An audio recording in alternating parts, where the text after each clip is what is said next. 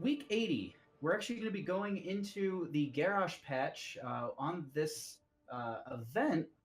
Do you know anything pop out really, great to you, or that you're excited about? Maybe the Butcher changes, the Ragnaros. He got a little bit of a change too. That is true. I don't think we're going to see much Butcher, but you never know, right? Like, somebody could always sneak it in there and see if it may pop up today. We probably won't see Garrosh because there's a 2-week wait period, so we won't see any of that today, which is kind of a bummer, but it's still, you're right, that is a really cool patch, and it's going to be interesting in the next few weeks to see how he changes the meta and whether what we're going to see tonight is the remnants of the meta before it changes again. That's going to be really interesting. And the one thing that I'm actually really excited about, and the reason I mention is the Butcher changes. I've been kind of peeking in a bunch of streams trying to maybe see if I can watch a little bit of play. He looks way different by just the subtle changes of, the avatar being removed and the way that his stacking is going to work with the blood. Late game, I'm seeing posts on Reddit and Twitter that he's doing 1,000 damage per hit late game with the stacking, and that's just insanity to me. So he's definitely could potentially be a playmaker if he is chosen, and maybe it's they've figured out some sort of interesting build with him. Yeah, there really is nothing quite as terrifying as the noise he makes as he runs towards you too. Oh, yeah. Oh. You know you're in trouble. You better get a cleanse pretty quick. Or at least you have a Medivh who can at least portal you out right away. Something. Which, that's kind of one of the cool things about those heavy dive heroes being Butcher is it does create that space in the meta to respond to things like that. So things like Medivh or even Tyrande, Tassadar, those sort of heroes really come into play, I think, when there's those dive burst heroes. And that's and with that also coming more into play, that shifts the meta a lot, and we start to see different heroes coming out to counteract the dive or to maybe punish someone who might have dove a little too deep, or they dove maybe an Illidan hunted 1v5 always. So. And, it kind of makes sense. I mean, maybe it doesn't make sense, but with Uther being such a prominent meta healer right now, maybe this is sort of the era of the dive heroes. That would be really interesting. I mean, we do see a lot of play from Greymane. He's not a crazy, super divey hero, but he does have that not go for the pro. I can't think of the right talent name, but where he can actually dive in Worgen form and get that damage. And then you also have the Butcher now, who might be in a place where he's picked up in a lot more games. And then of course we're seeing, and I've been seeing a lot more Illidan.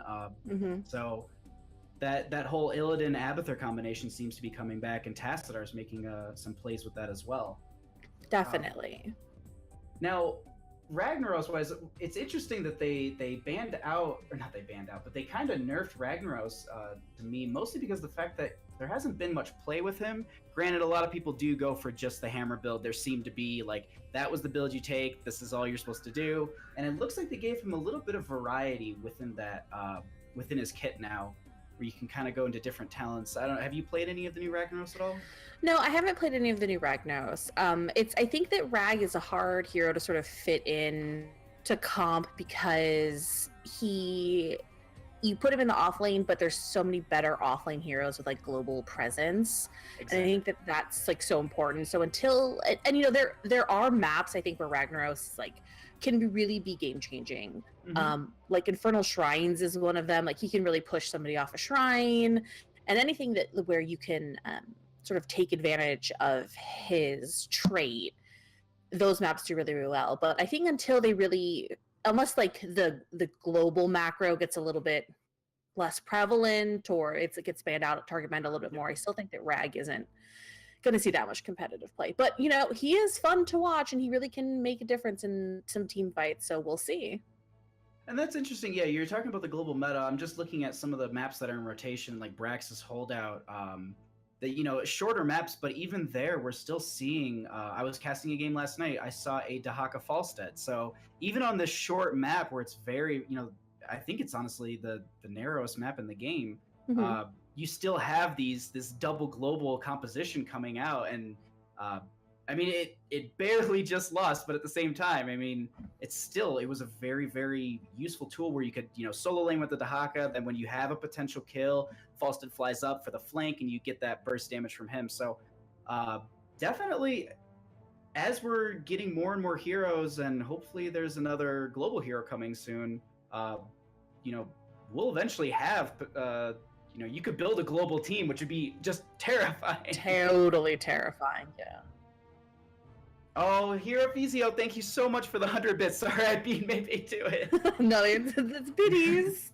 Thank you for the bits. And yeah, all of that's anytime if there's bits or subs. I think we're at 21 subs, I think is 21 right? subs, yep. 21 subs. So, we'll get a new emote at 30. We always try to have a fun emote for 35. 25? 35. 35. And so, and all that goes towards different events that we do, like the BlizzCon party. So if you're going to be at BlizzCon, make sure that you keep an eye out for the Heroes Hype meetup there, and you can come meet all of us. But I think that we are ready for our first game. Looks like we're actually going to be having TQ versus Who Is This Team. We'll be getting that. I missed that. I believe it's on Warhead Junction, if I'm hearing correctly. No, we banned Warhead Junction. Oh, banned Warhead Junction. Sorry.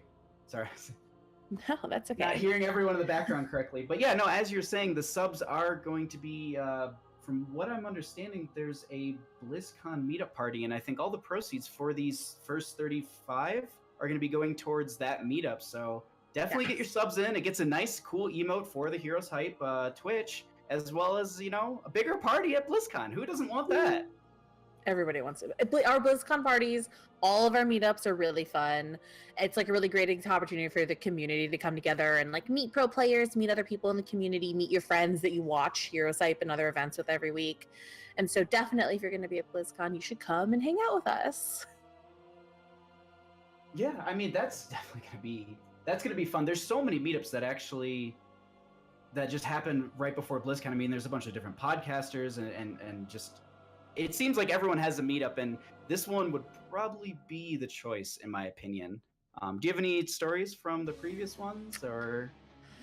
So let's see. At BlizzCon last year, the guy who played Durotan in the movie was outside, and I was too scared to go talk to him. I don't know if that's really I don't know if that's a great story, but it was awesome. It was cool because I was like, and he like walked past, and I always really like talking. The casters are like some of my favorite people. They're the sweetest people. J-How and Gillyweed specifically have always been like so nice and sweet to me, and we just like sit and have a good time and talk, and it's so great to just like be around the people that you admire and respect so much in like that casual setting, and just like to unwind and have a good time and talk about heroes.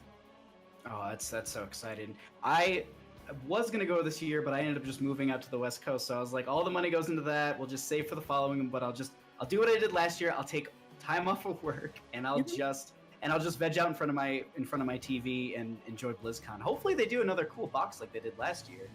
Yeah, I think they will. And actually, even if you don't go to BlizzCon, we do the party after on Saturday night, like in one of the hotels. So even if you can't make it to the actual convention, everybody's welcome to come to the meetup. So there you go. That's perfect. Yeah. I mean, it's only like a 9-hour drive, so that's what I do. All right, so it looks like we're going into Dragonshire as our first map.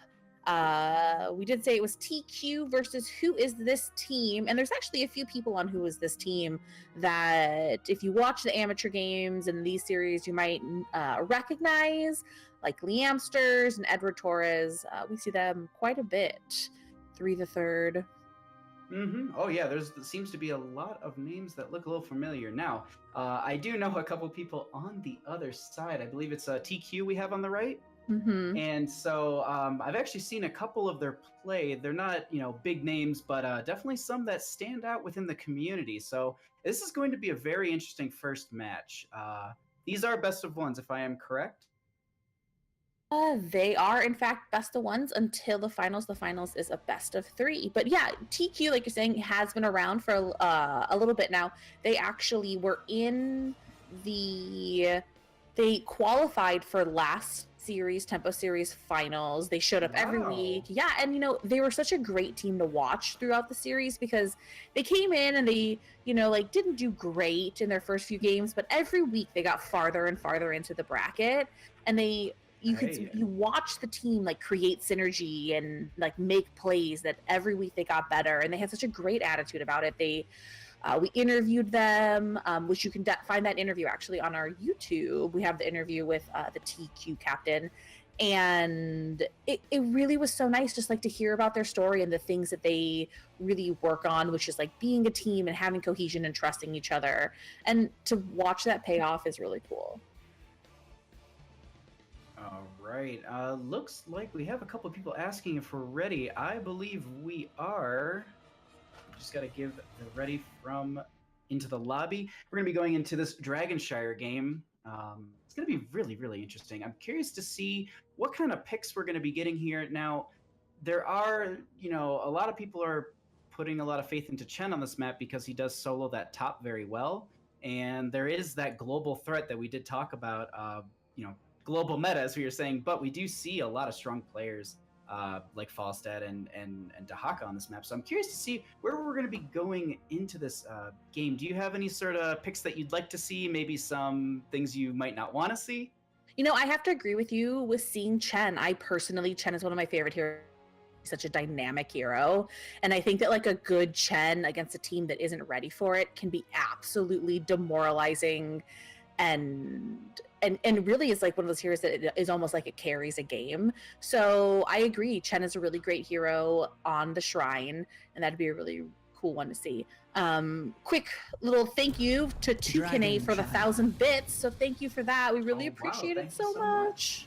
But here we go into our Dragonshire match. We're going to be having the red team banning first. And if I am remembering correctly, that is going to be TQ on the right-hand side. Mm-hmm. And we are going to be having Who Is This Team on the left. It is Who Is This Team? I was like, who is this team? Oh, wait. You got me for a second. Didn't even mean to, but... I know. So first ban on to Dragonshire. We tend to see... A lot of the typical bans tend to be towards the Genji Uther area. Malthael was banned out for a little bit, but I think people aren't really too afraid of him because, they just need to draft away from what he does really well at doing, which is just percentile damage. So, right. I don't know. Do you have anything that you'd be wanting to ban out first here that you don't think you'd want to deal with? I mean, I think Dahaka is always like a really smart ban. I think it depends if they want to go into a global, then, but we're going to see a Tassadar. So maybe they have an idea that the other team's going to go something that is going to enable that. Like you were talking about Illidan or even Vala. I think the Tassadar ban is really, really strong because of the fact that he's an enabler for auto attackers. And so if you pair him with the Vala and you put them in that bottom lane, you then have a really, really strong duo to be holding that shrine. And then if you get that global threat with the Dahaka, you can have him pop up when needed. So the Tassadar ban is really, really strong right out the gate because of the fact... And there's also the force walls that he can put up, and then the 20 upgrade. It's just terrifying because it's like force walls every like 3 seconds. So right, I really actually like that. Yeah, and Dragonshire is a map that can go for quite a long time, too. Mm-hmm. So it's probably like a pretty safe bet, you're right. We also saw the Ariel ban, and TQ is going to pick up Genji for the first pick. So a strong pick for their first draft. I like him because he's mobile, so he does... he gets through the terrain very quickly, so if there is someone going for that pickup onto... just to get the dragon, he does have that poke, and he's really, really good at doing that poke forever until you collapse on him. But we actually have the Dahaka Uther combination going out onto Who Is This Team? So there's that global threat, yeah. Yeah, 2 really good pickups, probably arguably the best support in the game right now. And then on Dahaka, the macro ability is the true global too, right? Dahaka has the true global in this game.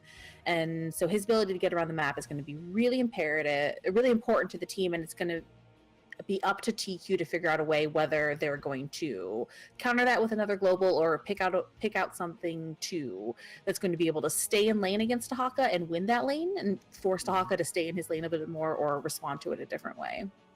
Yeah, we will be seeing Tahaka probably solo laning. But on the side of TQ, going up against that is a little terrifying. They could go ahead and lock in a strong solo laner, tank, and assassin. So like a Greymane Arthas would be a pretty good pickup here, but we're actually going to have the Rhaegar and the Stitches. Interesting. So we've seen a lot of Stitches lately. I think he's definitely risen in the meta the past few weeks. I also think that he's interesting, that a dynamic hit that his kit brings on this map is interesting because after 10 it's really hard to kill him. If he wants to be on that train, he can, and then he can also pull through terrain, so those hooks can be really good for pulling people off of capping the dragon or pulling them off the shrine as well. Yeah, and the other thing that I like what they did on the side of TQ is they got a strong healer, so they have that Rhaegar for the second health bar with the Ancestral. But they went ahead and took the Stitches, and I like that they went and did that because of the fact that Tahaka and Uther with the Stitches is a really, really terrifying combination, because even if you miss the hook, you then still have the tongue from Tahaka or vice versa, and then you also have that stun from Uther. So probably, we do also have the Malthael being banned out, but I'm going to jump ahead a little bit here. I honestly think on the side of WhoIsThisTeam, they're probably going to be going into Avala later for that extra stun from the Reign of Vengeance. But that's down the road. Yeah, no, and that would actually be smart. Their comp would be like very CC heavy. You have, the drag from Tahaka, Uther stun. So I think throwing all those stuns in there is probably going to be really crucial for helping peel for their team and to get out of situations that Stitches is going to create. So TQ at this point, they have the last ban before we go into our final pick phase. And looking on the side of WhoIsThisTeam, they've got a strong healer. They've got a good bruisery global threat, so they're probably going to be wanting to hover away. If they don't plan on taking it themselves, maybe banning out that Greymane or banning out, or they're going to go ahead and take the Anubrax. They're going to make sure that there is no that dive heavy tank that we had kind of talked about a little bit before for the people diving a lot, and the Anubrax being able to provide that initiation with his burrow. Mm-hmm. And I think that web wrap also is something that, especially with like Rhaegar Genji, can really counter what they're doing. If a good web wrap placed at the right time, if you can't get the Ancestral out, it would basically, they're going to go in. The TQ strat is really they're going to try to blow up something. So if they can't blow it up and they get countered with a web wrap, it would be really hard for them to complete that, and then the team fight's going to go south from there. Right.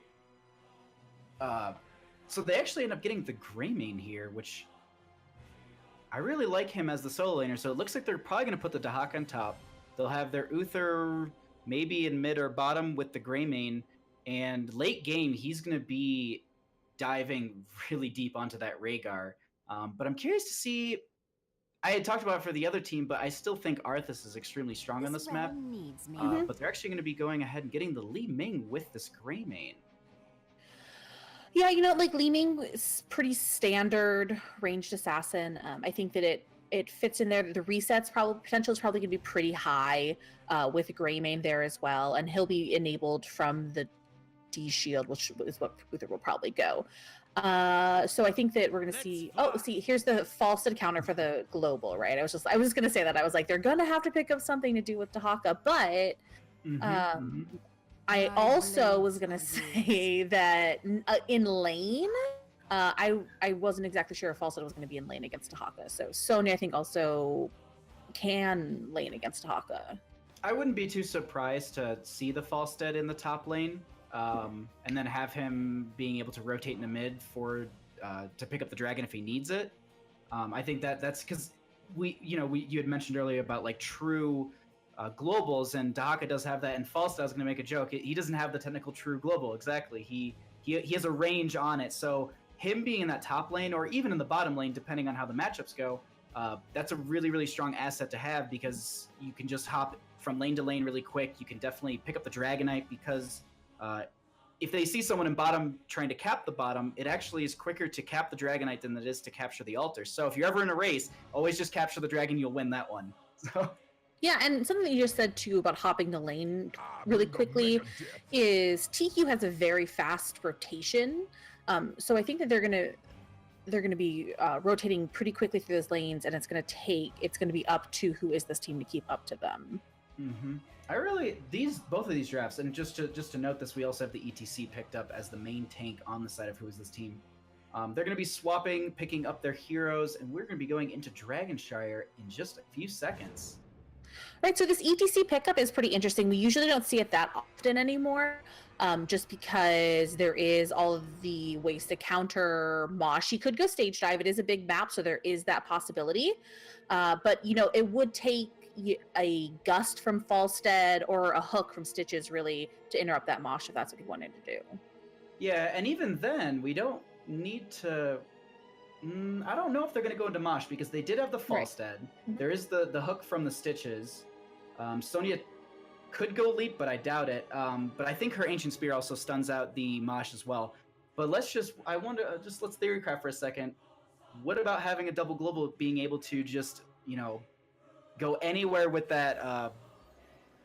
I'm forgetting the name for his other ultimate. Thank you so much. Yeah. But stage dive is really, really powerful on this map as well. It is. So, on the left-hand side, we have Who Is This Team with Futz on Li Ming, 3 to 3rd on ETC, Cheesy Deezy on Uther, Lamster on Dahaka, and Edward Torres on Greymane. And on the red side, we have Stu Manchu on Falstead, Woven on Sonya, Fatal on Genji, Redian on Stitches, and Renray on Rhaegar. Let the battle begin. So first talent-wise, it doesn't look like we're seeing anything too out of the ordinary. Actually, we don't have the Greymane going into the first level cocktail.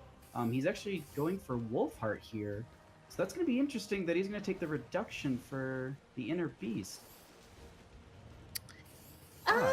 Yeah, maybe it's because he thinks that they're going to be diving. I mean, he is enabled by the Uther a little bit, so maybe he thinks there's going to be more value in this game with the fights on the shrines. Mm-hmm. And also, we did have the Falstead pick up at the last second. He did take taking a huge orb to the face right there. But he did end up going into his mage build, so he's probably going to be around a lot of the members, trying to stack that up as much as possible. We do have a hook go out from the Stitches. Hook going out from the Stitches. It will not connect. Li Ming will be able to poke down a lot of this lane, though. TC will be getting a little bit of pushback with that. Now, laning matchup-wise, in top... But, in top lane, what do you... Hurry! How do you reckon that matchup's going to be going? Power is yours. I think that it's a pretty even lane. I think it's going to be up to. I think that Liamster's the Dahaka has a little bit of an advantage if you get some good drags and can get in those extra tower shots on Woven. But they both have the ability to gain health, and so that's going to be really important when it comes to later on in this matchup. But we did see that Liamster's already had to tap, so that's a big cooldown to waste, pretty quickly, pretty close to the beginning of the game. Mm-hmm. We are actually going to be having this bottom currently held by Who Is This Team. In mid, though, doesn't look like they're going to be able to get the kill onto the Falstead. I thought they were going to be going in for that, but unfortunately not. We're just going to be having, it looks like everyone's playing extremely safe, though, at the beginning of this matchup. Definitely, and Who Is This Team is getting a little bit of the advantage on the rotations. They're pretty much even in XP, but we do see Who Is This Team jump on this giant camp pretty quickly, and they're probably going to use it to push into this bottom lane where they are sort of getting an advantage. And that's a really, really strong pickup because of the fact that if they get a little bit more pressure into this lane, there definitely could be... there has to be a response from maybe the Genji and the Falstead, so they could maybe pull a couple members away from that mid and potentially go for a pick. Right, and Stu Manchu's sort of hanging out in this mid lane, not really rotating down. In the meantime, we're going to get a kill on Rhaegar. Rhaegar will be falling there, unfortunately. Stu Manchu is doing an extremely good job of soaking up that mid lane. He's not going to be able to stack up his Q build too much, only hovering at 7 currently. It's just almost getting killed there, though. I just also want to mention. Yeah, like, very close to getting killed.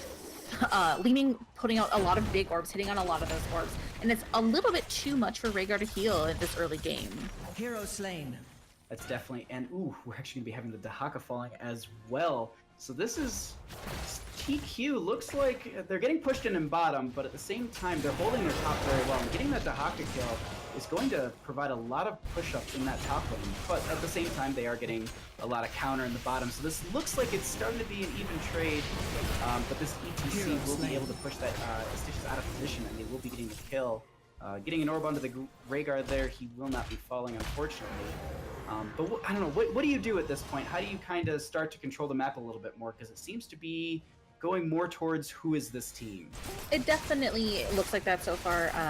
We just saw a great combo of the slide and stun by ETC and Uther, so I think that TQ has to be really aware of that and know that there's that follow-up damage, so they have to pick their battles, play their comp, sort of sit and wait for an opportunity to arise, and really it's up to that Stitches to get those hooks so that they can make a play happen. That's going to be extremely powerful. Them once they get those clutch hooks in, I think they can. I think he just try and friendly hook the false bed back, and then unfortunately the ETC interrupted it. I think. I think so. But we actually have the Dahaka going straight onto this altar, but unfortunately the Sonian top lane will be capturing that, so they won't be able to get the first Dragonite. But meanwhile, in bottom, we do have the siege camp that was picked up by TQ, so that's going to have to be cleared. 10-wise, who do you think, once the 10s hit, who do you think kind of maybe starts to explode? I'm sorry. Great Mane just falling there right before he gets through his gate. Yeah, there's definitely like a lot of... there's no really clear who's out in front at this point. Both teams doing a really good job of taking advantage of picks when they can. Who is this team with a slight XP lead? But I think that it really depends what ults are taken at 10. Like, we don't know what Grey Main's gonna go, so that could change things, and then whether ETC goes Mosh or Stage Dive. I think I'm leaning towards the Stage Dive, but you never know. There are these really tight corridors where you do have to fight in, and you have these rotations coming out. So the Mosh, if you catch one of the members off guard, it could be the game changer that they need. But at the same time, the global threat from the Stage Dive is kind of cool, as well as it would have been able to save him there.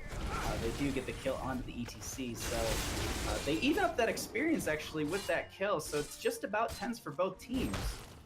Right. So it's really whoever gets this to 10 first. If they can make a play before the other team. Oh, no, it looks like they're going to hit it at the same time. There's a little bit of fight going down here on the bot shrine. Stitch is taking a lot of damage. Oh, and this could be potentially the first Dragonite going over. We do have the Dahaka getting the gravity and such, but it does connect at the last second. Unfortunately, they will be burning him down.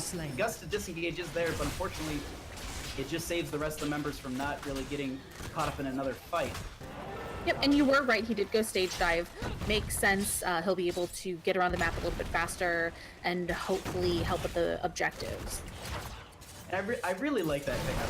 It's definitely something that, he can appear at any point. If maybe there's some members who are caught out, he can definitely hop up there and go for the kill. The other thing that we do have, though, is we have this Genji in this bush in bottom lane. Looks like they're waiting for them to kind of aggress a little bit too far, and maybe they're going to be going for a pick.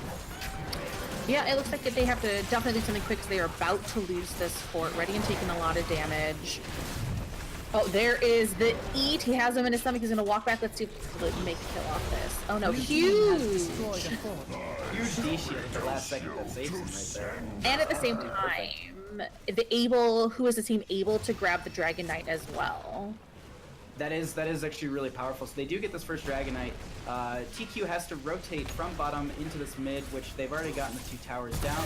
Looks like they're going to try and utilize this dragon as best as they can without kind of just feeding the damage away, you know?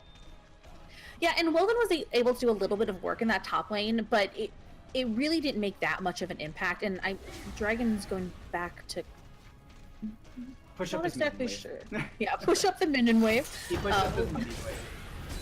And the rest of the team is going to split push and try and get some advantage here on mid. They do have an advantage of a 4v3, so they maybe think they'll be able to get this for it. It's a possibility, but what I really like what they did with this Dragon Knight is they split the team. So they left 4 in bottom. They have their Dahaka, who is in the Dragon Knight itself. We actually have the ETC coming down and leaving just the orb, giving a reset onto the Sonya.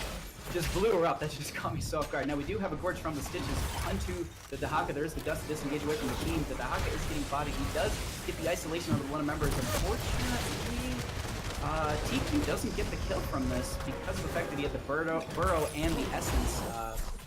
Edward Poor is greedy. He tried to get ready and he was solo. He was trying to get that last cocktail and he is going to pay for it by getting hugged. Unfortunately, so they do end up getting one of the kills, but still on the side of Who Is This Team, they do have the experience advantage. They are 13, just a little bit early. Looking at some of these talents. Oh, go ahead. I was just saying, great synergy on that play. You know, ETC does have, you know, global with stage dive, but the rest of the team was there very quickly to follow it up. They were all on the same page, and because it takes that, you can't, even if you just stage dive, that's not enough. You have to have the rest of the team there. So good on them for getting up there and rotating quickly to get that kill. I really like the pickups that they're going with here. Both teams busting out camps to try and create some pressure there to clear out the bot lane. We really have Woven just sitting in this top lane, though. He did push up the lane quite a bit. It's gonna just go straight into this fort. We do have Genji scouting out this bottom, and ETC is doing the same, though. But it looks like they'll just rotate back. They're not gonna be going for that hard camp from bottom just yet. Definitely not important trying to make something happen with the objective about to spawn. Exactly, and we do have this flank from the Falstead and from the Sonya. They do get the kill onto the ETC. Looks like they want to go for more, but unfortunately, they might just be able to get a gate from this. And that's probably going to be the stronger choice. And, you know, I kind of seeing where ETC has some problems. He is very quick to blow up. And when you're by yourself and if you don't have an escape, that's going to happen quite a bit. Especially with all the damage that we have on the side of TQ. And that is, it's just going to be so hard to make sure that you don't... the way that they just kind of bodied him and went all the way around, he didn't have a power slide out, or he didn't have I keep forgetting the name tonight. I am just stage dive. I don't see it enough. I don't see it enough in game, I guess. But we will have the Stitches being collapsed upon by the by Who Is This Team. So they do get that kill right before this starts, and this is a little... this is very powerful on the side of Who Is This Team, actually. And you know, they're closer to 16. They are half a level 16, and they have an advantage to make something happen there. It's pretty even. We see a little bit of more pressure going out on Who Is This Team on their forts, but they still have everything up. Woven engaging, trying to make something happen. It looks like Sheezy's taking a lot of damage. The D-Shield does come out onto him, trying to save his own life. Li Ming is here, though, using the beam to zone some of these members away. They do actually save the Uther at this point. Now, are we going to see a brush shot from the Dahaka? Because I believe he should be just about ready to use it, and he can go in for an aggressive flank in this bottom lane. I think so, too. And, you know, they're going to have to relieve... at some point, TQ's going to have to relieve that pressure from the top lane, though. And we do see Falstead heading up there right now. But... you're right. The brush stock should come up. They should be able, or he's going to wait and brush stock mid to pick up the dragon when his team caps the spot shrine. And I actually just took a peek. He did just have brush stock as we were just finishing talking about it. So, but unfortunately, he is going to be found out here in this mid lane. He does actually save himself. He does have to pop his since the isolation does not connect, but he will be trying to capture the Dragon Knight. Unfortunately, top lane will be got by the Falstead. That Genji just barely dashing away at the last second. TQ's gonna have to figure out a way to keep on top of this rotation with Falstead or rotating bots to grab the bottom shrine, because they are having to also deal with the pressure of the lane push. That is true. The other thing too, they're playing extremely passive there on the side of TQ, and I believe that was mostly due to the fact that they didn't have 16s. They just got it themselves, so now that they're on this even talent tier, looks like they're both going to rotate into these camps at pretty much the exact same second. It looks like TQ is actually looking for a fight. Genji does dive in. The hammering does come out from the Falstead. Sonya trying to get in here, using her Wrath of Berserker already, but unfortunately they will not be able to get a kill, so they're just going to back off, protect that mid. Yeah, one thing that TQ is doing really well is recognizing they have advantage. We've seen it a couple times now where they, even if it looks like a really aggressive fight, or maybe it's not that they're going on a little bit too deep, they do know that they have that man advantage, but a Dahaka could brush talk at any time. So I think they need to be careful that they don't, and they got out that time, but they really need to be careful that they don't push too far in and have that global come into play. Yeah, that's going to be really terrifying, but we do actually have this rotation from the bottom lane. They go straight into the Stitches, who gets the Ancestral. He does gorge someone, but Dahaka does drag him back. PTC is going to siege that at the last second. Greymane diving in with that D-shield, going to get the kill onto Stitches. Li Ming getting a reset from that, and a second one off of the Genji. But we do have the Greymane being killed by the Rhaegar, I believe. Sonya falling as well to the Disintegrate, and this is just a bloodbath right now. Yeah, and you know, TQ had a really great synergy on their ults even right then. You saw the Gorge followed by the Gust to separate the rest of the team, but they just weren't able to. But they weren't able to connect to make a kill there, and so it gave Who Is This Team the opportunity to counter with all their ults. Exactly, and the one thing that they got off that pretty much turned that fight around 100% is they got the tongue onto the Stitches who had gorged someone, so he was never actually able to belch them out far away from his team. He ended up belching them out right in front of his team, and so the Uther was there were stuns, the Greymane dove in, then Rhaegar, so it was just this back and forth, but overall, Who Is This Team ended up just having the stronger fight, especially with that Dahaka tongue and the resets from Li Ming. Mm-hmm. And so I believe that this is the Who Is This Team has both dragons now, so they are up 2-0 on the dragons, and they are able to grab this bottom keep, which is great because they had so much top lane pressure that this opens up the map a little bit more for them. Exactly, and the other thing that is really beneficial is this is Catapults pushing on this lane, so that means that they're gonna have to go back and clear it out often because the Catapults will win the lane, as so long as there's no one working against them. So if they keep holding them in these fights in mid lane, the Catapults will eventually just push onto that core. So that's definitely this time-sensitive thing that TQ really needs to worry about now. Leamster's maybe in some trouble here. He did use a lot of his cooldowns in that last engagement, getting out with the dragon. We'll see if the team can get up here and save him. Oh, but the D-shield. What? Yeah, that's was a big amazing. cooldown. There's a 90-second cooldown, I believe. Yeah. It's a 90-second cooldown, but they do save the Dahaka, so it's a 90-second cooldown, but they don't feed a little bit more experience to TQ, which is exactly what they need. Seeing as how Who Is This Team is like an eighth away from their 20 talents. Right, and TQ being really aggressive with that camp, I think that they recognize that Who Is This Team probably didn't want to push something because they didn't have that 20 talent advantage, so great call by TQ, I think, there. Yeah, they're playing extremely safe because they want to get the 20 advantage, and they definitely, this Dahaka burrowing extremely aggressively. He won't be able to get a kill, unfortunately, though. They're definitely trying to sniff out a fight at this point. Dahaka is actually quite by him. He's quite alone in bottom lane. There is the dive in from ETC. They get the Stitches zoned out again, and that is going to be him killed.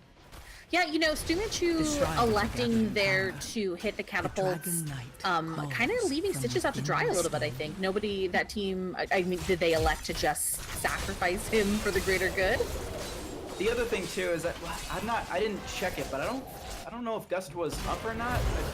That's the only thing that I'm worried about, is if the Stitches could have been saved, or if it was one of those things that if they were just playing extremely safe, saying, all right, we're going to sacrifice the Stitches if we go and we could potentially lose the game because of some sort of snowball in the team fight because we no longer have a tank. Right, and you know, they don't have 20, so they definitely had to keep that in mind, that going into that fight, or committing fully into that team fight, was probably not going to be easy, or it could go not in their favor. And I actually just wanted to make note this. There was the upgrade from the ETC onto a stage dive, so he has the bigger range, but they do use the Gust to disengage right away. Though Greymane wasn't hit by it, he goes in and gets a couple extra hits against that Falstead. Unfortunately, they won't yield a kill from it. But Dahaka is already in mid, so they go ahead and capture the third Dragonite in a row, and I wouldn't be too surprised to see this 17-minute Dragonite going bottom lane. It definitely could go there. They could definitely go straight on the core. It looks like he's going to elect to go mid and stay with the team. D-Shield used again, though, early on in this fight, and that may be a problem later on when they actually get to hitting the score. that could be a problem, but they definitely did save their ETC. I think he actually got hooked and gorged, and then he went behind the gate. So I think that's the reason the Dragon Knights started rotating through that mid, just to make sure that they do burn down the wall to let the ETC out.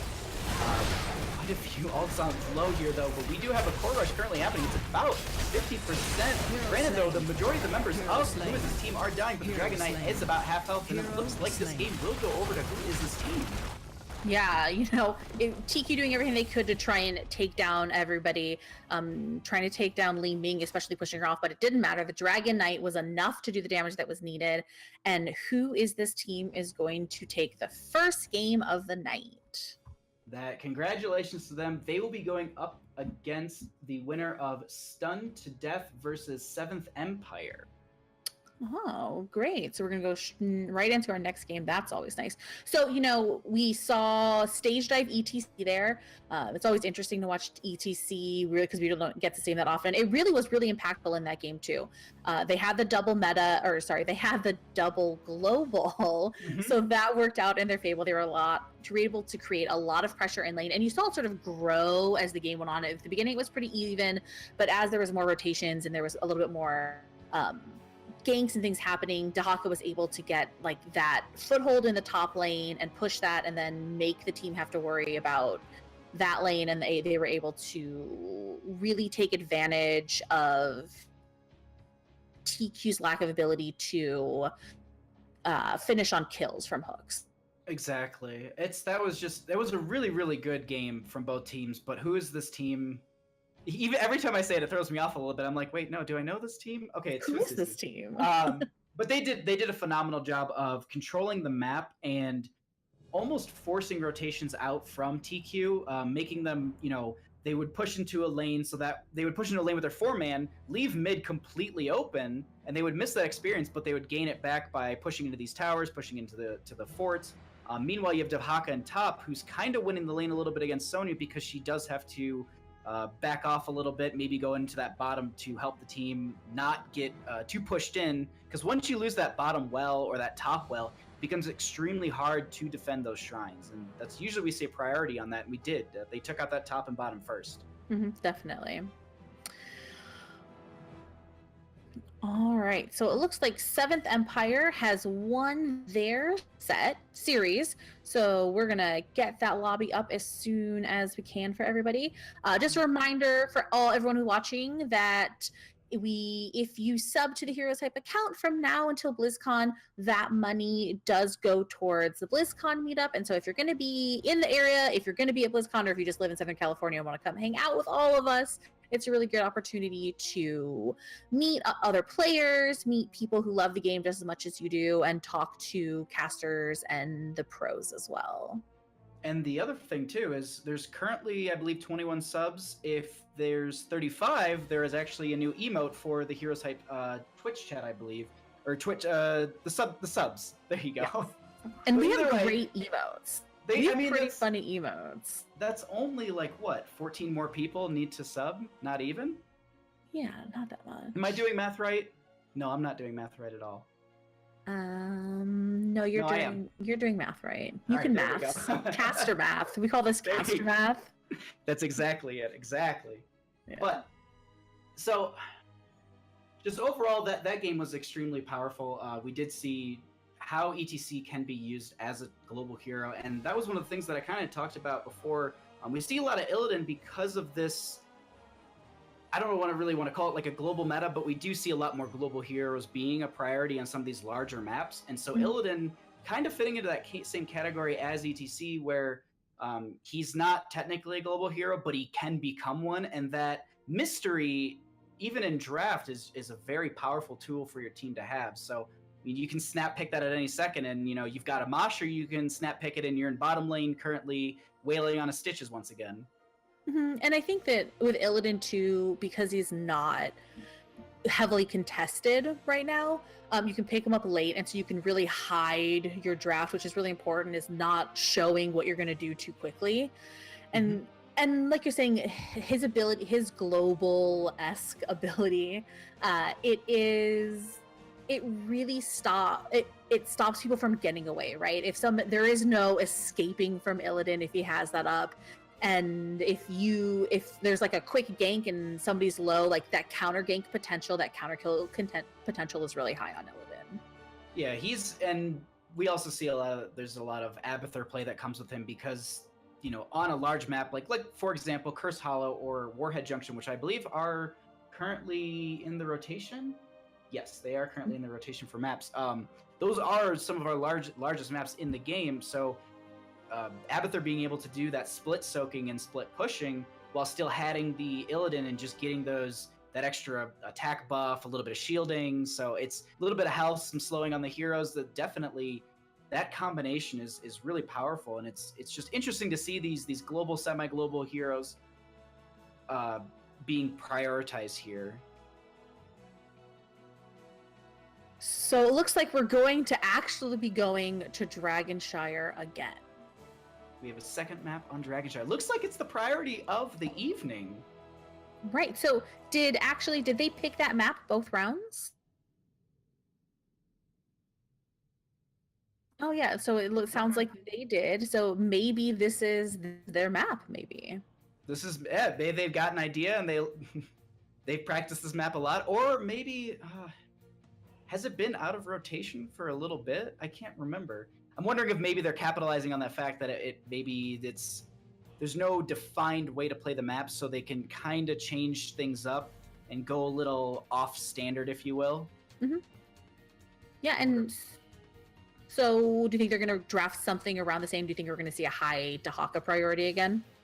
I wouldn't be too surprised to see that combination coming out quite early again, because the Uther and that Dahaka, I mean, those Uther Divine Shields were on point when they needed to be, and it was a lot of the time it was very calculated, it seemed, where because in my head I was just like, that Dahaka's dead, but then the Uther would just come out of nowhere and just de-shield. Yeah, and Dahaka has such a great ability of like not dying. He has quite a few things in his kit to keep him alive throughout the whole fight, so I think that it's a really smart pickup for them. Especially the way that they played it. Like you saw, he was the one getting in the dragon, and he had all that ability to get away, which we saw, like you said, a few times. Yeah, the essence that he has is really, really powerful. And the isolation, I believe it landed a couple times in some of the fights, and that was just such a good tool for them to have. Because once you isolate a hero, they can't see, they have no abilities. So most of the time you just see them kind of walking away in a direction where they think the enemy team isn't. Mm-hmm. And so let's see.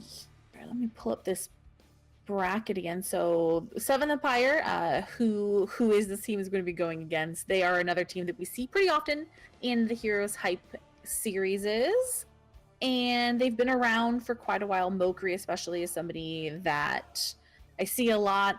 Phoenix is, I have to make sure this is the right Phoenix. Yeah, so Phoenix, I have known her for quite a while as well, so it'll be nice to watch her. I haven't seen her play in a little bit, so it'll be pretty cool to watch her play.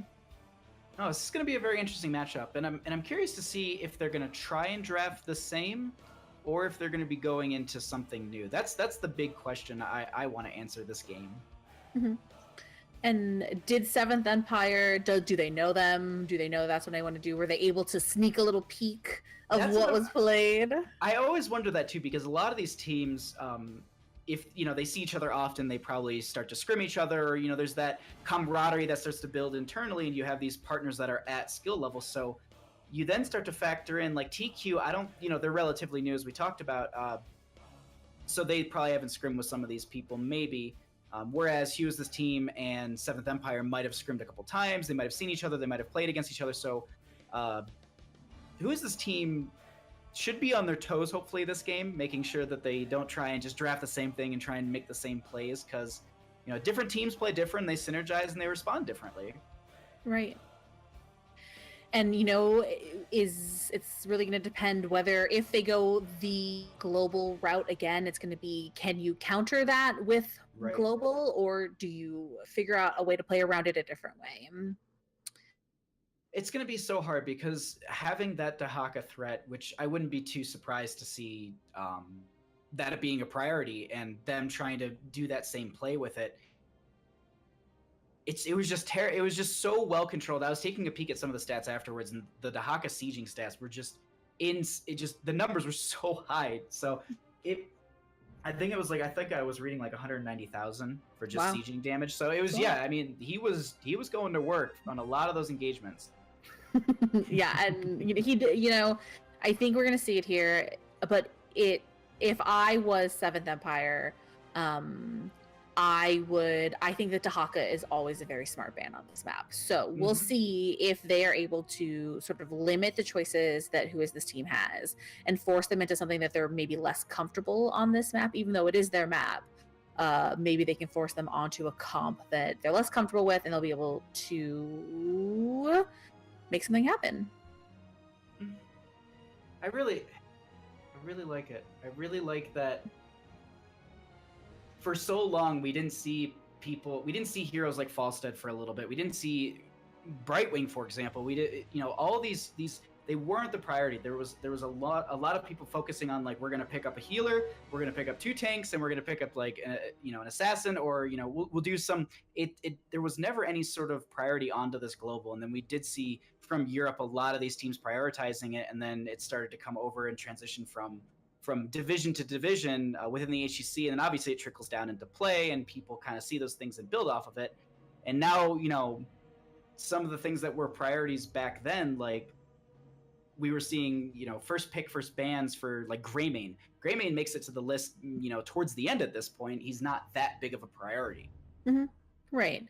And sort of to touch on what you just said, I think that playing the macro game relieves a little bit of the pressure when it comes to like your micro game, your like landing every skill shot, and like personal ability. If your team can play the macro game better, then maybe your players aren't as technically advanced or as skilled as the other team. The macro game can sort of cushion that a little bit. Like there is the 2 aspects of heroes, which is it is the micro and the macro. So I think it's smart for teams to, especially in the amateur scene, to like understand the macro, understand how important the map objectives are, and when to camp, how to camp, all the different timers, because that's the stuff that's really is gonna, those little small things that can really throw the other team off, is if you play the map better.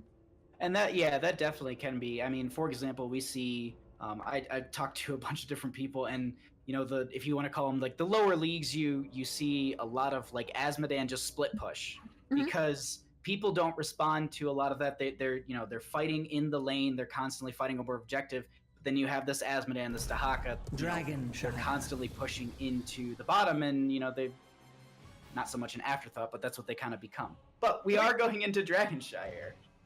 Again, we are going into Dragonshire. What if it's all Dragonshires all night? I'll have to find a new way to love the map. No, it's a great map, and I've had this actually happen before. I think I did 2 or 3 Towers of Doom in a row. Oh, that was fun.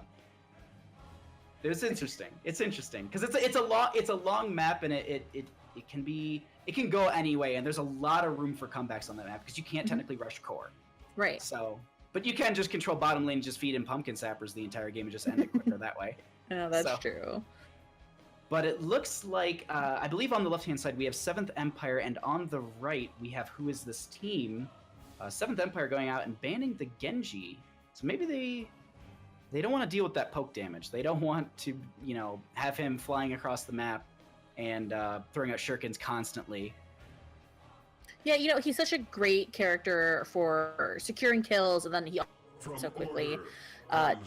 Who Is This Team maybe sensing that they wouldn't be able to get the Dahaka, so they did elect to ban him, recognizing how strong he is on this map.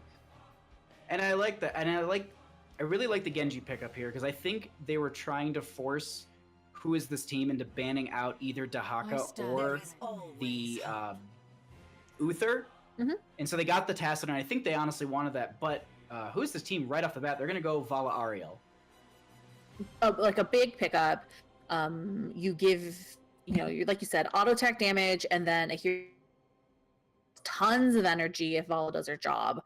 And it also, Ariel's kit is really good on the shrine. You can whip people off. You can whip them into things and really secure those kills. So a really good 1-2, I think, from Who Is This Team. It's a really good combination, because the other thing that it lends to is the fact that you don't technically ever have to go back for mana. Yeah. You can just constantly feed the Ariel hope with the Vala. So those two will probably be running together. But it's awesome that we're also seeing Illidan with the Arthas now on the side of Seventh Empire. Yeah, Arthas, like you said before, really great on this map. He can be the solo lane, or he can be the tank in the 4-man. So I think that that's a good pickup there, because it really doesn't show both sides, right? They really haven't shown what the rest of their comp is going to be, and so that's really good for them. Illidan, that mini global, like we're saying, very good at chasing down, and with the Tassadar to enable him and give him that extra shield, that's a very scary 1-2-3 there. That is a really powerful combination. On the side of Who Is This Team, though, if I was looking at 7th Empire's draft currently, I would say, all right, they got Tassadar, they've got their Illidan, they've got Arthas. What do they need? I was actually going to say that they need a healer, but they're going to ban out Greymane. I don't think they're going to go for the solo heal, and I was thinking maybe they would try and ban out the Uther themselves. Yeah, I actually agree that I do think that a healer, the Uther ban, might have been better there. They could have restricted healers a little bit, because you're right. I don't think that they're gonna go a second healer on the side of Who Is This Team in the Cho'Gall ban. I love it. I absolutely love it. And that definitely could have happened. You know what? I'm curious now, because all right, so I've seen Uther, Ariel, Vala on this map before, and it's not fun to deal with. It's a double healer composition, so typically you'll have Vala, Ariel, Uther, and then you'll run like a double tank. You'll do like a Stitches and maybe a Sonya, or typically a Dahaka for that, mobility. But I think now, I don't think they did. I'm trying to. I can't even get the words out. I'm really excited about this. So Greymane was banned, and I'm wondering if they were trying to ban that out to force 7th Empire to ban the Cho, so that way they could get the Uther down the road. Because if you ban out Greymane and you have the Vala Ariel, it signifies to the other team, it's like, we might go Cho'Gall, and if we ban out the Greymane, you're kind of leaning more into that realm. But we are actually going to have the Stitches and the Uther being picked up here. Yeah, so you were right. Really heads up on Who Is This Team to sort of bait out that Cho ban, because they could have picked Uther, and so way to sort of spot that and get it out. So what is 7th Empire thinking now? 7th Empire, all right, so they've got a Tassadar and an Illidan, but they can't solo heal with that, so they're probably going to be looking to get... I wouldn't be too surprised to see a Rhaegar here for the second health bar on the Illidan. I think so. That'd be a pretty good pickup healer-wise, and then we also do see Lunara being run with Tassadar. That duo works pretty well. So if I was on the side of 7th Empire, I would be looking to draft like a Lunara with a Rhaegar. It does put a lot of pressure on your Arthas to be that solo tank, but I think with the double healers and the Illidan, I think that would be pretty good. Yeah, and usually Arthas can be tanky enough with army to survive a little bit. So yeah, a ranged and a burst heal we see here. KT very strong on this map. A little bit of extra CC there as well to follow up on Arthas. He does have a really good shrine fight also, because of the fact that you have to fight me in this tight corridor, and there's those rotations between those tight corridors. So he really excels in those areas, because it's easier to get a whirlwind. It's easier to, if they go into it, to stack the convection. KT is a really strong pickup here. I like the Lunara just for the Wisp, the Vision. She has a really, really good team fight. Granted, they would be going up against double healers, so that would kind of counteract her poison. So I do see the Kael'thas. And just to note this on the side of Who Is This Team, they did pick up that Sonya, so they ended up going for the hyper carry with the Vala, with the solo laner with the Sonya. Do you think it's going to be Divine Shield here with Uther, or do you think we're going to see something spicy and it's going to be Storm? Because you have Ariel, you have the Aegis, so like, do you need the D Shield for Sonya or Stitches? I don't know. It's really heroes. I mean, because Storm could. Yeah. You bring up a really good point. I'm just not sure whatsoever. With Illidan. Yeah. And so the thing that I'm thinking about though, which is why I'm kind of having this like internal debate, is there's in a lot of the engagements we saw last game, and as I was saying, these are two different teams. They play differently.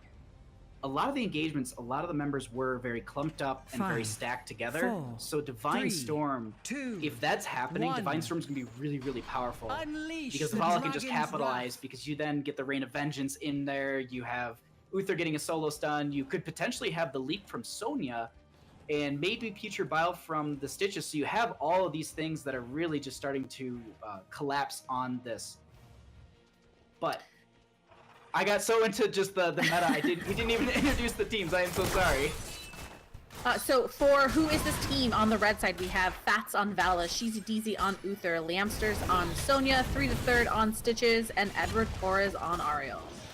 And on the left-hand side, we have 7th Empire with Pumpkin Slayer on Kael'thas, Phoenix on Rhaegar, Ramen on Illidan, Ooh, you're gonna have to help me with this one. Mockery on Tassadar and Bruno? Control them. Bruneo. The Dragon Knight. That's the one thing, like I try and read the team name, the names as best as I can, and then someone's just like, oh no, it's just this, and I see it and I'm like, oh, how did I miss that? It's so blatantly obvious. But, Too many letters. Exactly, too many letters, I don't like it. But we do have at this point in the bottom lane the Rhaegar and the Kael'thas, but for a second there, the Illidan almost died in top lane, having to tap as well. Yeah, great shield by Mockery. Hurry, activate the shrines, and the dragon's power is yours. So we do also, in bottom lane, we actually have this Kael'thas going into this Vala extremely hard, but the Ariel combination with those two is just going to be so strong that we're not even have to worry about Vala dying at that point. Yeah, a little bit of a different lane spread this game as well than last game. It's a 2-1-2. We see both the tanks in the middle, and then we have like the support and the damage lane. I really like that they're running the Illidan Tassadar together, and this is interesting to me that they're running the Kael'thas and the Rhaegar together in bottom, just leaving the Arthas to solo in mid. But it looks like he'll just rotate in very aggressively here, try and get the root on one of the members, but Rhaegar is fighting in, zoning them back towards the gate. But they will not be able to get a kill. And just to note really quick, Kael'thas did not go into convection. He went into his Regen Globe talent at level 1, so he doesn't need to worry about dying before getting 20 stacks. And you probably smart. They have a pretty, especially against Stitches, I feel like it's pretty ballsy to go convection against Stitches. I just want to know, it was really, really good. The hook went out and Rhaegar just perfectly just sidestepped it, and then just as he was going through the gate, just like single B-step through the gate. Lamster's trying to get on the shrine here, but Arthas able to stall it. I mean, he's gonna be able to stall it for a pretty long time. The Stitches won't have enough damage to really whittle him down. Too bad. Also, this top lane fight is just Uther versus Tassadar, and Tassadar just basically just standing there and just stacking his level 1 talent as much as he wants, while Uther kind of just runs in circles trying to get him off the altar. Yeah, and it's a little bit of a funny, awkward lane there, right? Tassadar versus Uther in the solo lane. Lamster's gonna come up and try to clear this lane so they can create some pressure and then push back up on this wall so they may be able to grab that shrine again. Illidan working down this hard camp on the left. Stitches will hook one of the minions just to kind of delay it a little bit, as well as providing vision to his team, saying there is someone working on this camp, and go ahead and take ours so that way we can time them up against each other.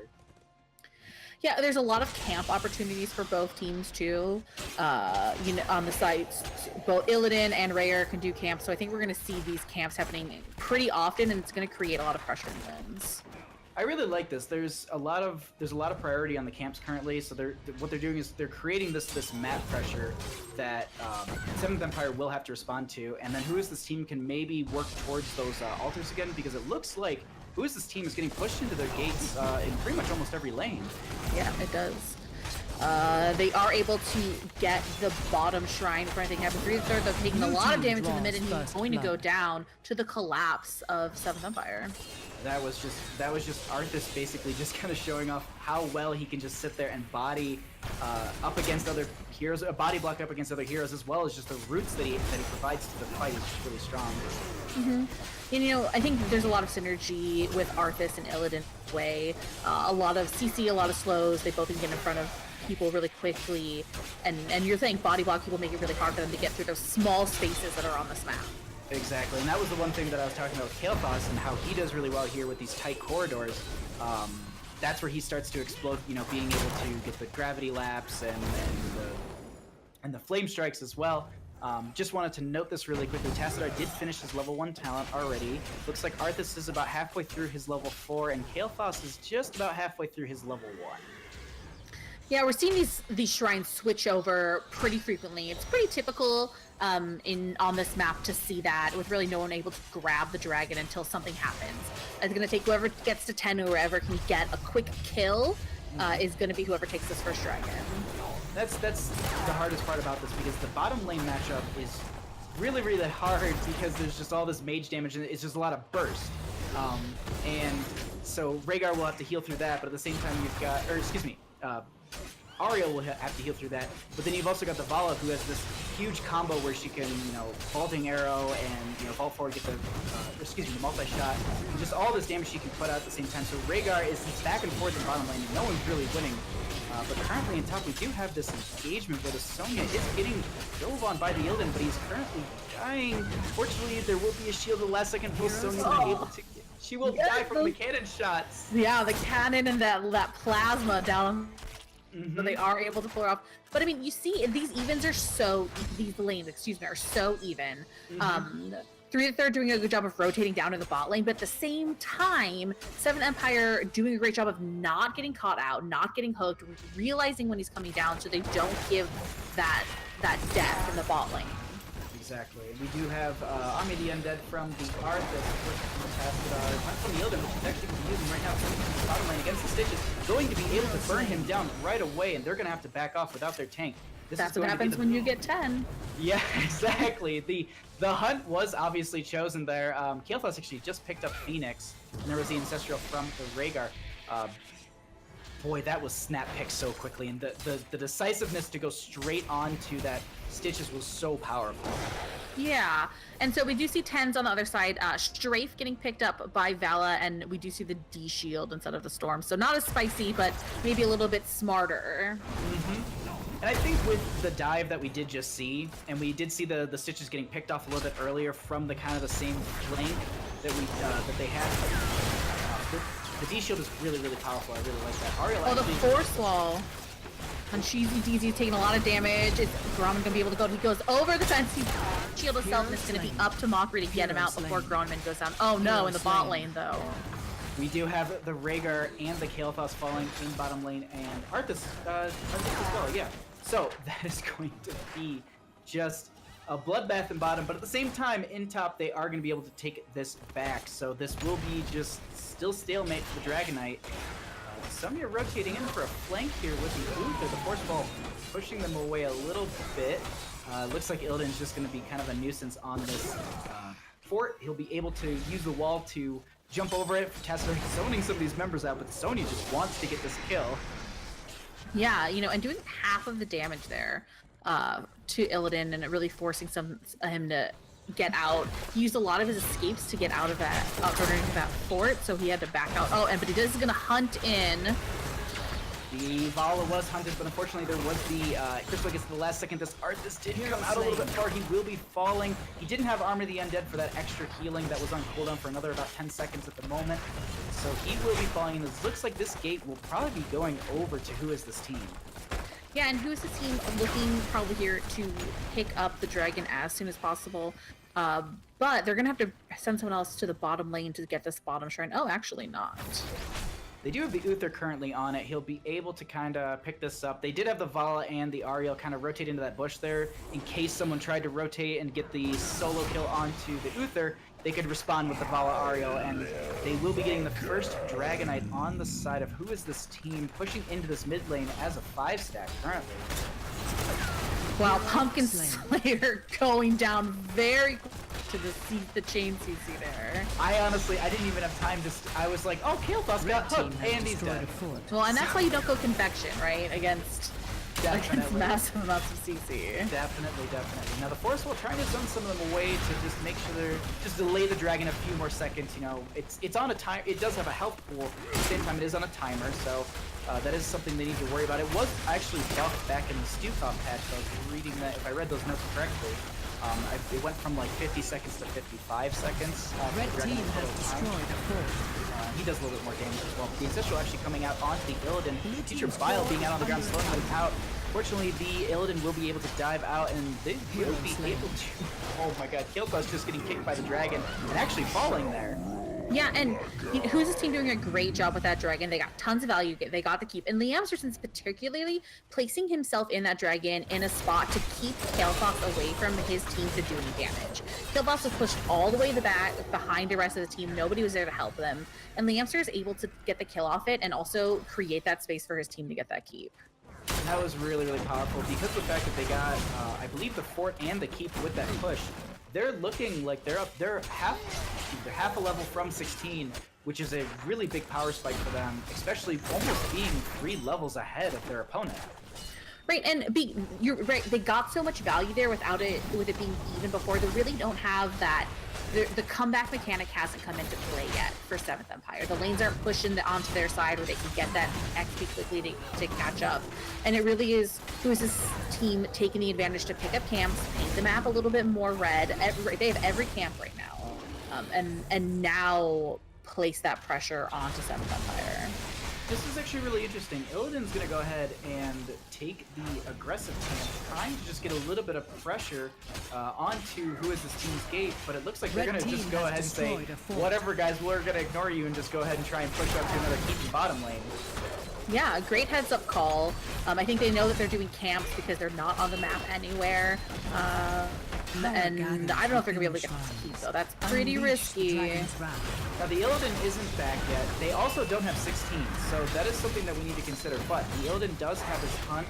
Most of the heroics are just about back up. He also does have the Phoenix out. They are trying to put so much damage onto the Sonya, but she just will not die. The Illidan hunting in a Crystal Aegis at the last second, the strafe is going to come out, and it looks like they will be getting a kill onto this Arthas. Okay. Yeah. Oh my god, that hook just downtown onto that Rhaegar, and they will be getting that kill as well.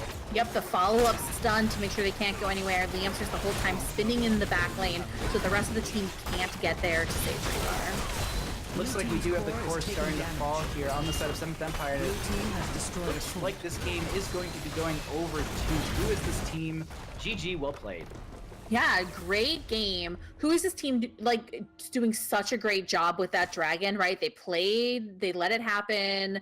They didn't even have control of the shrines at the beginning of the game really that much, but they waited for something to present itself, waited for themselves to get an advantage, and then they just went with it. They actually hit 10 seconds, you know? That's really surprising, and I remember we started talking about how they really need to worry about the Illidan hunt and the force walls and all this and that. But in the end, I mean, the Aegis, as the hunt was coming in, was almost like a bait. It seemed like the Illidan would try and hunt the Vala, get the damage, because obviously if they kill the Vala, there's no major damage coming out from the team. The closest thing, I guess, would be the Sonya at that point. And so, you know, they try and burst that down every time, but exactly what I was saying. You have the Ariel, so she just Aegises. Then you're hunting into nothing. You don't get a stun or anything. You get a little bit of damage from it exploding. Then Uther has follow-up.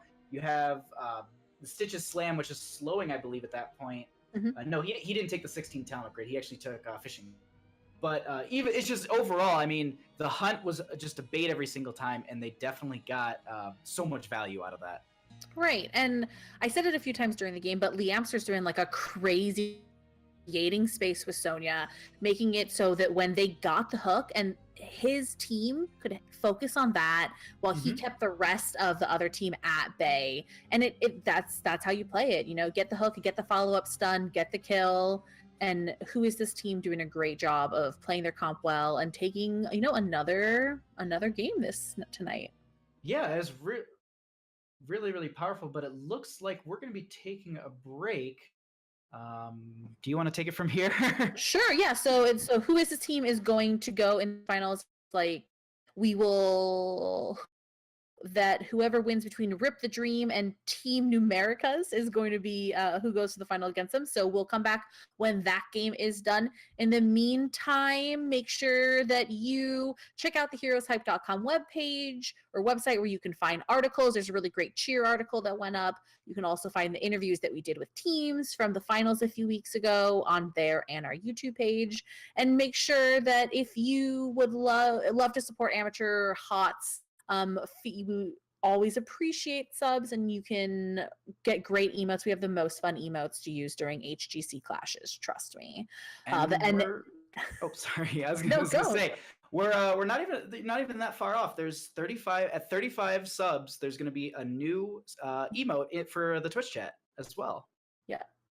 And that money also goes towards your Heroes Hype meetup for BlizzCon, right? Yeah, for parties, everybody loves Heroes of the Storm parties, so all the funds go towards that, and everyone is welcome. If you're at BlizzCon or in Southern California during BlizzCon weekend, we definitely invite you to come and have a good time with us. All right, that's awesome. All right, yeah, so we're going to go into break, and we'll be back as soon as that next game is ready. All righty. Oh, which one of us is going to do it first? You take it away. All right. Well, welcome back to Heroes Hype stream. We are in our Heroes Hype Amateur Series Week 80, and we have I believe this is the final matchup? Yeah, this is the grand finals. It's going to be against Who Is This Team that we followed all night and have watched them versus Rip the Dream. This is going to be interesting. We've been as you said, we've been following Who Is This Team all night, and the Double Dragonshire was played. Curious to see if they are going to go into a different map or if they're going to try and get their way into Dragonshire one more time. Yeah, well, I mean, at some point they probably will pick a map because it is a best of 3. So we will see if that's what they do go with. We really don't know the idea of what the other team's going to go with, which I always love, like, not having any idea what the other team is going to go. Then again, it could just be a complete troll, and they've just played all this Dragonshire, so then I have to double check the team. Rip the Dream is going to be like, well, they played Dragonshire twice, let's just ban it. So then they're like, cool, now we get this map that we actually wanted, you know? They've just been playing this. They've been playing this metagame since the start of the event tonight. Yeah, we can't even keep up with how meta it is. No, I mean, we've seen some interesting stuff. We've had we've had an Illidan pick. We've had that hyper carry Vala game. We've had just some crazy Dahaka solo sieging, and a lot of Sonya tonight too. Actually. Yeah, actually, you're right. Lots of Sonya. We saw Illidan. We saw Cho'Gall ban. Uther obviously has like 100% inclusion rate, so we're always going to see so some far, yeah. exactly. We didn't see the double support meta last game, sort of. Mm-hmm. And that's going to be definitely something that I'm curious to see what they're going to be going into in some of these games, because as you know, the first game, I think some of the teams kind of they're used to each other, or they're not used to each other, so they don't know what to expect. And I think by the second game they can really start to be like, all right, well, this guy seems to be the one that we need to worry about, so maybe we need to prioritize him in a fight. Or if, you know, they know that, you know, this guy is just a devilish Greymane, or, you know, this person's just a super crazy Vala, like we honestly saw last game, maybe they start to target ban stuff. Yeah, and that's kind of the nice thing about going from like a best of 1 series to best of 3 series is teams have the ability to respond a little bit. They have the ability to, if they go into a map or go have a bad comp for one game, they can turn it around the second game. And so it's definitely a whole different situation when you know you're doing best of 1s. Also, your strategy changes a little bit. There's a little bit more of an opportunity to play something like a Cho'Gall, something that is a little bit more that you don't see as often, so you can kind of like sneak in a win. Right. And I think I heard we had Braxis ban, and maybe I'm going crazy, but I think I just heard that we have Dragonshire again. Yep, we are going to Dragonshire for the 3rd map in a row, actually. And so did they pick this map again? So it looks like they did pick it, true. So, all right, so three times in a row, Who's the Team is going to be taking us to Dragonshire.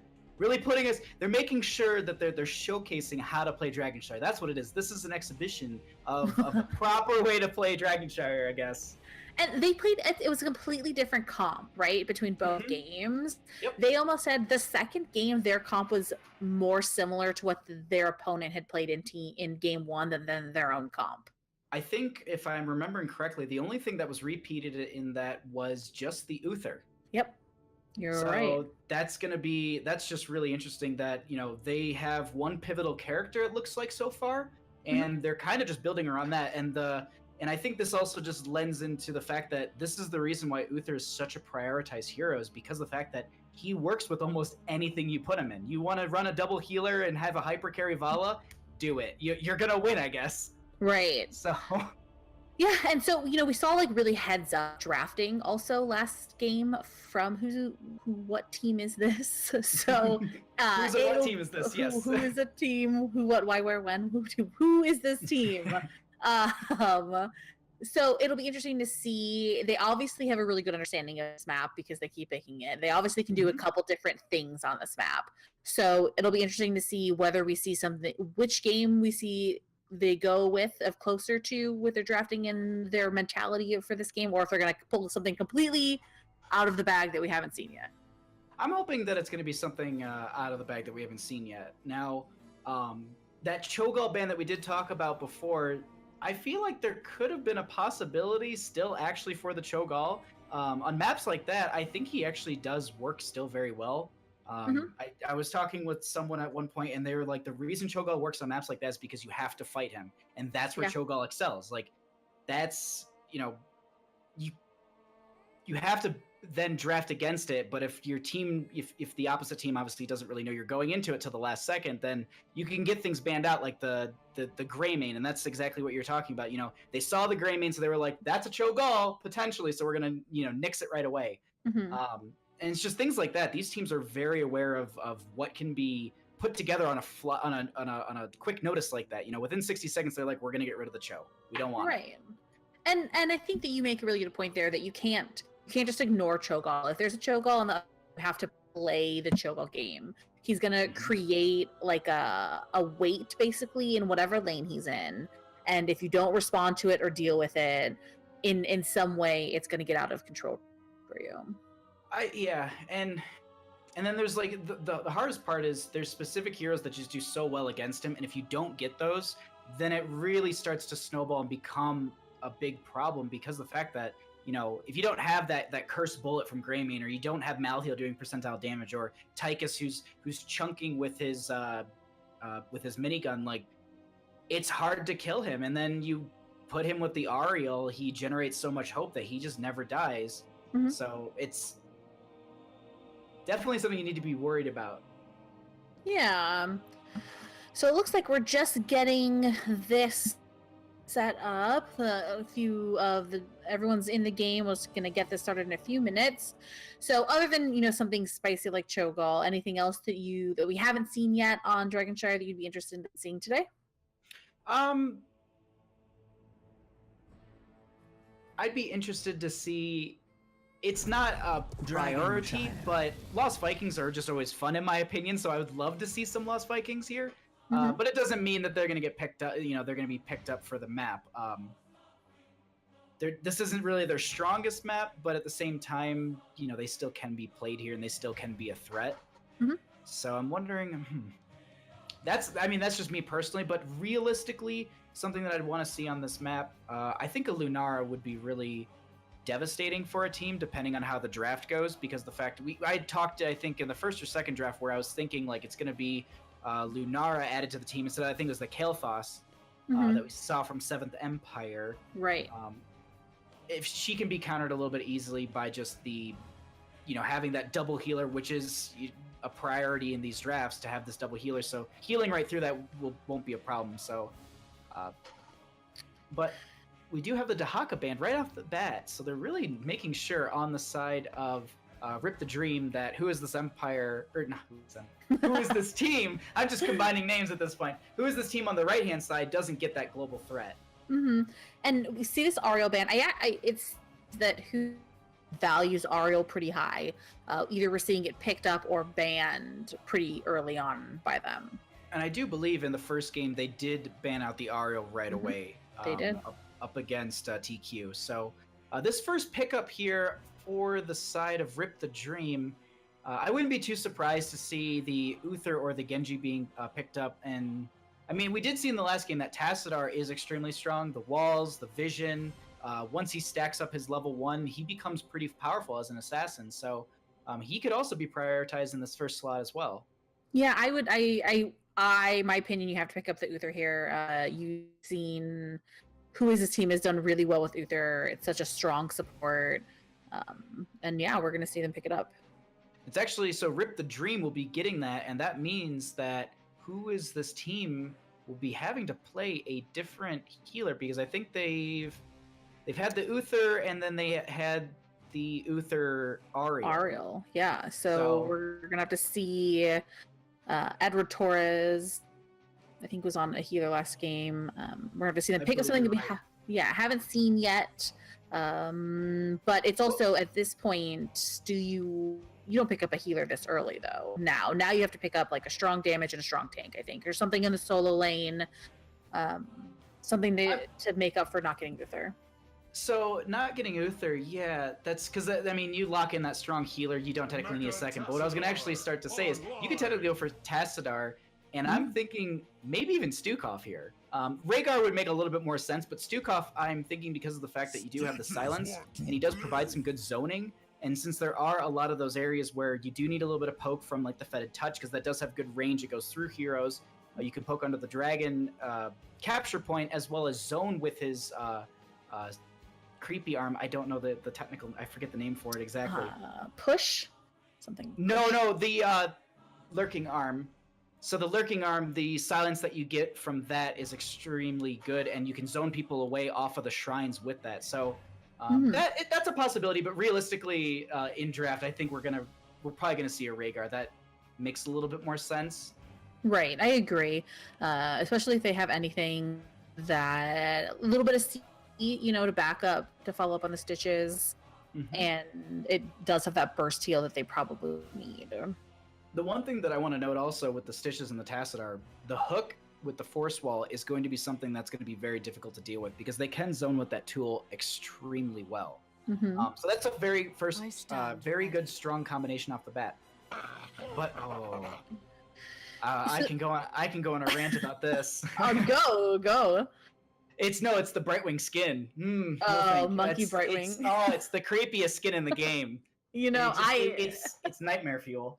It is, and I love Brightwing. She obviously brings the global to this map. You have a little bit of buffer with having Uther. Brightwing not always like the best healer amongst the supports, but the global is going to be really good on Dragonshire, because you can get into that other lane quickly. You can really overwhelm. You can make a 1v1, a 2v1, and with Kali and other things, there's a little bit of ability to play around stitches. You can wind if somebody gets caught and create space that way. You can jump the poly so that someone can't get caught. So it's an interesting pickup there, though. Even though I'm not surprised that they want Brightwing, I didn't necessarily think they'd pick it up so early in the draft. They're actually going to be banning out the Illidan here. That's interesting to me. I didn't think they'd be going into that.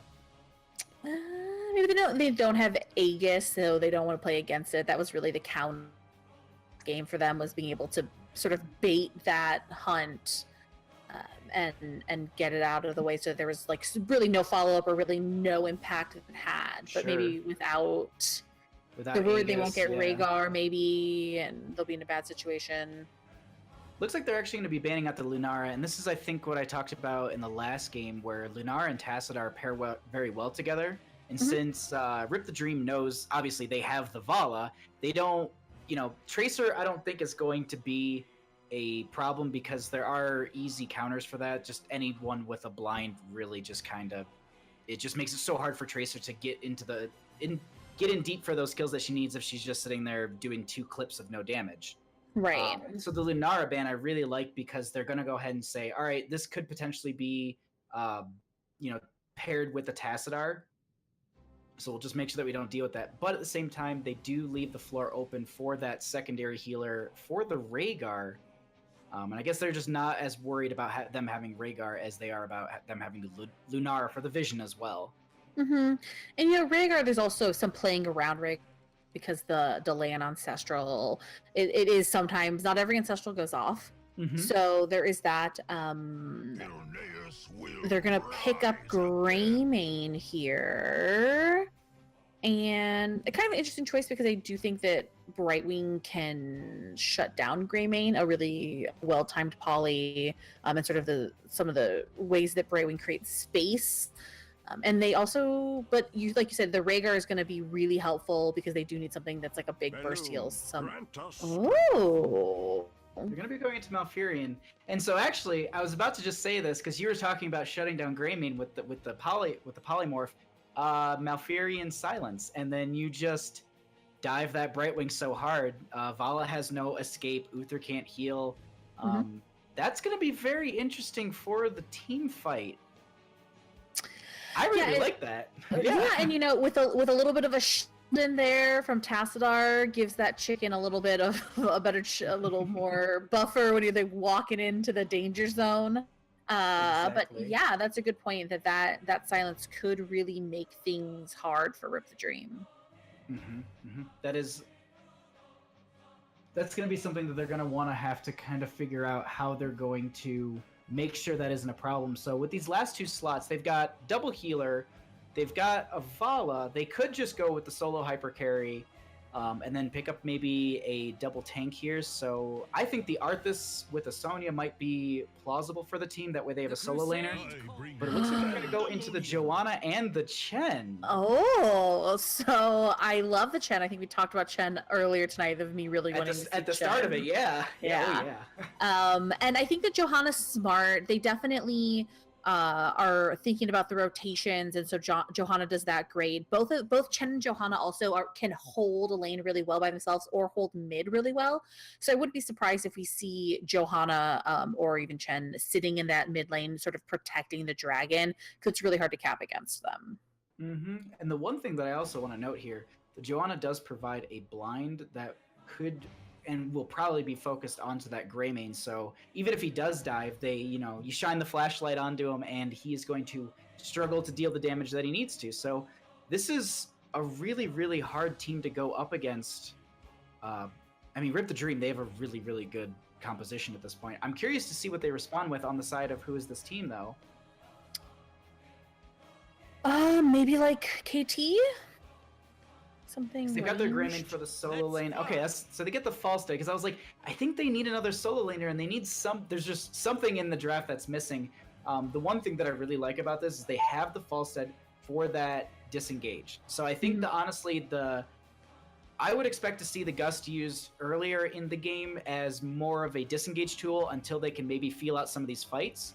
And then I think maybe once they feel comfortable and they know they have an in, maybe see more of an aggressive Gust where, like in that second game, I can't remember which game. No, it was TQ did it. They ran something similar to this, and they would gorge with the Gust for the to separate the teams from each other. Right. So yeah, and so it's going to be really important because there's a little bit of counter synergy that could happen with Gust and Dream. So want to make sure that everything is really timed well. They do have a really punishing comp. They have a lot of ways to separate people and make those quick kills that they're going to need to make to win shrines. Heroes, prepare for combat. All right. Looks like we're getting in here. My Oki isn't working, unfortunately. So we're going to start on the blue side. Dream. We have Rival on Vala, Popo on Uther, Blades on Chen, Aetherfog on Johanna, and Lieutenant Dan on Brightwing. 10 seconds. And on the right-hand side, we are going to have Who Is This Team with Fats on Falstead, Cheesy Deezy on Malfurion, 2, Lamsers on Tassadar, 3 the Third on Stitches, and Edward Torres on Greymane. Yeah, so really early on, we're seeing Chen just go to the top lane. Looks like Rip the Dream electing to just sort of chill back and not feed into a kill. Yeah, this is really, really strong for them because the fact that they're going to go ahead and do this, it kind of throws off Who Is This Team a little bit. They're like, there's no mid lane engagement. Like, where's everybody? So, now that the minions have spawned, they do see that they're in bottom, so they're going to have to make this rotation. But they do get that mid lane clear right off the bat. Right, it looks like they're just going to sort of go around each other in this rotation. That is, that looks like they're actually going to be doing a 1-4 at this point. They're just rotating through mid and bottom. Actually, no, we're going to have an engage in mid. We do have the Joanna pulling them in for just a second, but they just disengage right away. The hook onto the Brightwing does connect, but unfortunately there is no root in time. I believe that the Pixie Dust sped her up enough to get her out of there. Mm-hmm. And so that's going to be really crucial, is getting that root timed really well with the hook so that they can make those kills. We do actually have another root going out, or another hook onto this Joanna, the root underneath her. Does she have Iron Skin still? Red team draws first. I think she does. already. Yeah. But she is going to be the first kill of the game, going over to Who Is This Team? Yeah, and really Rip the Dream sort of limited on heals. Both of their healers not exactly great, with a lot of heals early. Uther's really limited, then Brightwing also, of course, has the small heal. So if Who Is This Team can, like I said, get those quick kills, it's going to be really good for that. And that is actually going to be the first Dragonite going over to Who Is This Team right away. They're just going to be in place for this, and they're going to be starting pushing into mid, and I apologize, I missed that Vala death. Yeah, down to Edward Torres in the bot lane, I think. Yeah, and I'm just able to jump on it really quick. It looks like they're going to go ahead, have the Dragonite in mid, push up against this Chen in top with the Tastar, and in bottom they're going to do a 3-man push, and Uther won't be able to defend this by himself, so they're going to have to just give up that gate. Yeah, you know, really good idea here. The first dragon is not very strong, so want to get the value as it can. And the dragon actually able to spend a lot of time in the mid lane because he only was against Johanna and Brightwing, and they can't do a lot of damage on it. Got that gate down up there, and they moved to the bot to try and go with the rest of the team and maybe get this wall down. Miss Joanna is taking a significant amount of damage from the Dragonite. They do get the kick that does push her further away. Grayman is diving under that wall to make sure he gets out. Falstead a little far forward there, but will be able just to back off. That Joanna blinding the entire team. It looks like with the Z in from Brightwing providing all that vision, they were just going to go ahead and disengage and just say, you know what, we got as much as we could with that.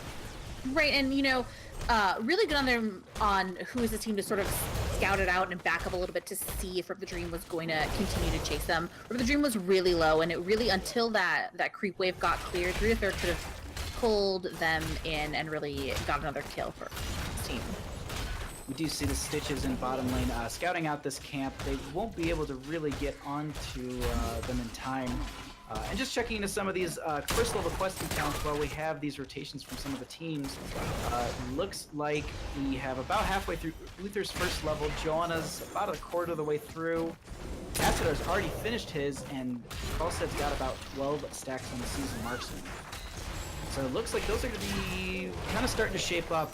This level 10s, once those happen, how do you think these engagements are going to go? You know, I think that at level 10, it depends who gets there first, obviously, but I think that at level 10, it's a little bit easier for Rip to deal with some of the problems that they're having. You have Divine Shield, Johanna has a little bit more ability to heal, and hopefully you have a little bit of CC from Vala to help your team get out of those sticky situations. I really like that, and I wanted to note really quickly in top lane, we have the Tastar going up, in mid, we have Greymane getting stunned out by the Joanna and the Uther. He is trying to push up with this mini wave, but he does actually disengage. They take him down to half health, and that was a little scary for a second. I was wondering if they were going to get that kill. Yeah, and he's still, they have great vision of what the rest of the doing, so he's able to babysit and stay in that mid lane a little bit longer, and then seems safe because he knows where the rest of the and also his team is the one with the glow, so unless Brightwing has someone to go to, there's really nothing that they can do. And one of those in bottom, we actually have a small engagement happening currently. The Stitches is being body blocked. Brightwing is Zing in currently, so more vision is being shown. But the Stitches will not be able to get through that little patch of grass. They do get the root out, which will slow them down enough for the Greymane and the Malfurion to make a clean disengage, though. Right, and so as Stitches goes down, we saw Fats and Lamsters up here in the top lane try to create a little bit of pressure there to equalize it. But it looks like we also they're trying to make sure that they don't lose any soak so they can get to 10 before rip. Yep, and once they get these 10s, I'm expecting to see WhoIsThisTeam to become extremely aggressive. But we actually have this false set in mid lane getting caught out during this rotation. Does he have the barrel roll? Unfortunately, there's a polymorph, and he will be falling here. The team not able to respond in time, so it's going to be a free kill going over to Rip the Dream. Yeah, Rip the Dream doing a great job of staying together in their form rotation, and also getting in front of people body blocking, so they have no opportunity to get away in these tight spaces. And Tassadar on top, almost getting caught out by the enemy team. The Brightwing providing that vision with the Z in, so the rest of the team was rotating in for a flank, but unfortunately he got towards the gate too quickly. Bottom will also be captured by the Malfurion, forcing a rotation from the Johanna, but the rest of the team is actually going to try and get on this Malfurion in mid before he can capture the Dragonite. Here we see Falsa fly in. Both the tanks, though, for Rip the Dream on the Shrine. Johanna's waited a little bit, sort of baited it, I think.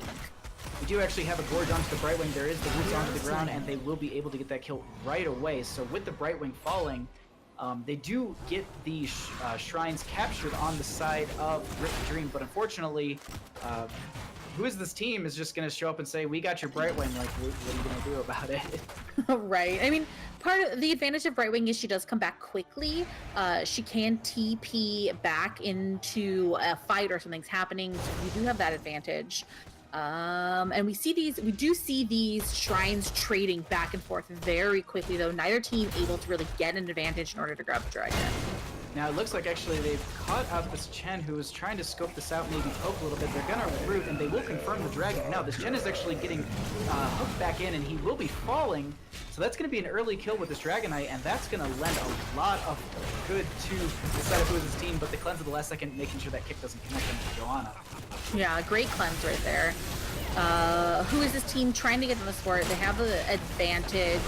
Fasten at this time and doing as much as he can to keep Johanna out of the mix.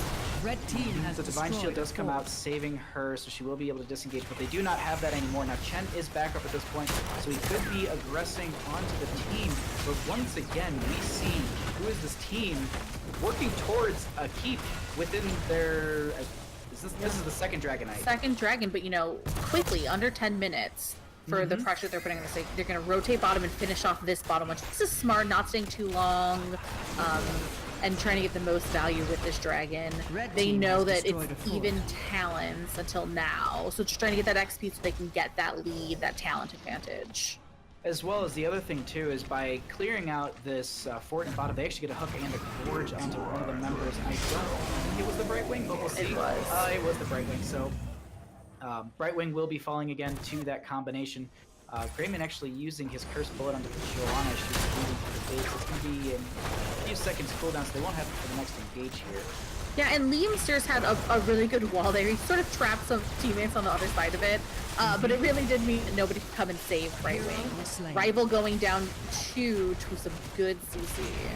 And that was really, I really like what they did there. They put the wall out, so they said you have to rotate out this way, but guess what? There's roots there. And then they just burned down the Vala. So unfortunately, the Brightwing did come back at this, just now, but Vala was falling at the same time. So this is really starting to be controlled on the side of WhoIsThisTeam.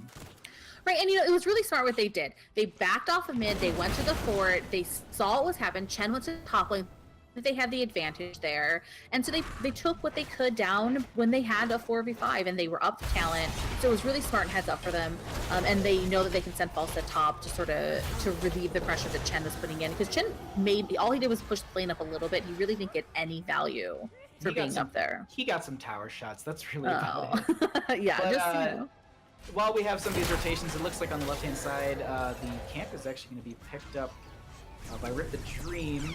Won't be scouted out in time, but just really quickly on these questing talents. Uther's already finished his level 1. Soon has shown us 20 out of the 30. Tassadar's done with level 1. Falsta's at 33 out of his, I believe, 40. And we have Greymane at 10 of the 15 cocktails. So a lot of these members working through these talents, but we do have the shield coming out from the Johanna. Unfortunately, they don't get the kill onto the Vala, though. Do you think at 13 we're going to see Ice Block from Brightwing? I wouldn't be too surprised at this point. They're going to need it, but there's a huge silence from the Malfurion. They actually get Chen killed right away. There's a hook back, I think, onto the Greymane. Joanna is trying to summon some of the members away here. Unfortunately, Brightwing will not connect with the Emerald Wind, so they do get the Joanna and the Chen kill. Without their tanks, they're going to go ahead and say, the Dragon can wait. We're going to try and take a fort and really open up this map a lot. Oh, the micro hop. Well said. And Poco actually getting cleansed to avoid that hook, so that was pretty good. But it's the two supports are the only ones left standing, and there's a camp pushing on the bot keep. It's actually that keep was knocked out earlier after that last Dragonite, so it's going to be pushing onto the core. Luckily for WhoIsThisTeam, they have so much lane pressure. They can honestly just take their time. Falstad isn't even utilizing Fly. Does he have? Well, he has Fly in 22 seconds, but just not even utilizing any of his talents to just kind of speed this up. They're just taking their time leisurely getting this dragon. Yeah, which is smart. They don't have to push anything. They're in the driver's seat, going straight to bottom. Malfurion is a little bit behind, so they have to be kind of careful of that they don't try anything too fancy before he gets up there. But I think it looks like they're posturing to go straight to Cole. I think, yeah, with an 11-minute Dragonite, and they have 3-level difference currently, and a talent tier on top of that. This is going to be this is the last stand for Rip the Dream on this first of 3 potential games. Yes. And so Brightwing using Emerald Wind try to get it so they can't get this burned down this course so quickly. And they do, so they get a little bit of pushback from that. There is the Ice Block right away. Chen goes into his Panda Pals. He will not be able to do too much. The Dragonite just wailing on the core, and that is going to be GG, the first game going over to WhoIsThisTeam. Yeah, they were in a really tough position there. Rip you have the dragon there, you have Falstad to deal with and Greymane, so they actually can burn that pretty quickly. So there really was like no great target for them to go on, and we see another like really good game by WhoIsThisTeam. WhoIsThisTeam, right? They come out of nowhere. Who are they? Who are they? You know, they really are dominant. They've been dominant in all their games. But we're also going to see them not on Dragon for the first time tonight. I'm curious to see what the priority will be at this point. If they're going to be going into more of, if they're going to go into another 2-lane map, or if they're going to go into a 2-lane map, or because they actually, I believe 2-lane maps have been banned out for the majority of this night. I think I've heard Battlefield of Eternity twice, I want to say, and then Braxis was the map ban for this one. Mm-hmm. So this is, I'm wondering if maybe people don't want to play a 2-lane map against these guys. That maybe that's what's happening. Right, and now Rip the Dream has to decide whether they want first pick, or whether they want map pick. So do they pick a map that they are strong on, that they have their best chance of winning, or do they elect to take that first pick again? They took Uther away. It didn't really make a difference though for WhoIsThisTeam. I personally think that if they had replaced the Brightwing with, not anything, but I honestly think that maybe that Lunar that they banned out would have been extremely strong for their team. To go, they do have the Tassadar and the Malfurion, but I don't know if they could deal with all of that amount of poisoning. So And Lunar also has a little bit of escape too. There wasn't a lot of escapes on that team. Yeah, there was a lot of lockdown, and they definitely, they really just they showcased how to completely run this map. Yeah, they have. They've done it a few different ways tonight too. So we're going to Infernal Shrines. Okay, so we do have, this is another kind of shrine, capture point map that we're going into. And do we know who picked this map? So Rip the Dream ended up picking this map. So that's going to be interesting. So, because the last game, Rip the Dream had first pick, correct? Correct. Okay. So it's like there's one objective point. So I think that's good. Right. And definitely if they think that their strong point is team fights, doing those 5 NT fights or even 4 team fights if they want to pick up a global and play it that way. That's usually what Infernal Shrines sort of means to me, is a team that wants to team fight because they want the timed objective that they go there and they can play it and make plays on the shrines.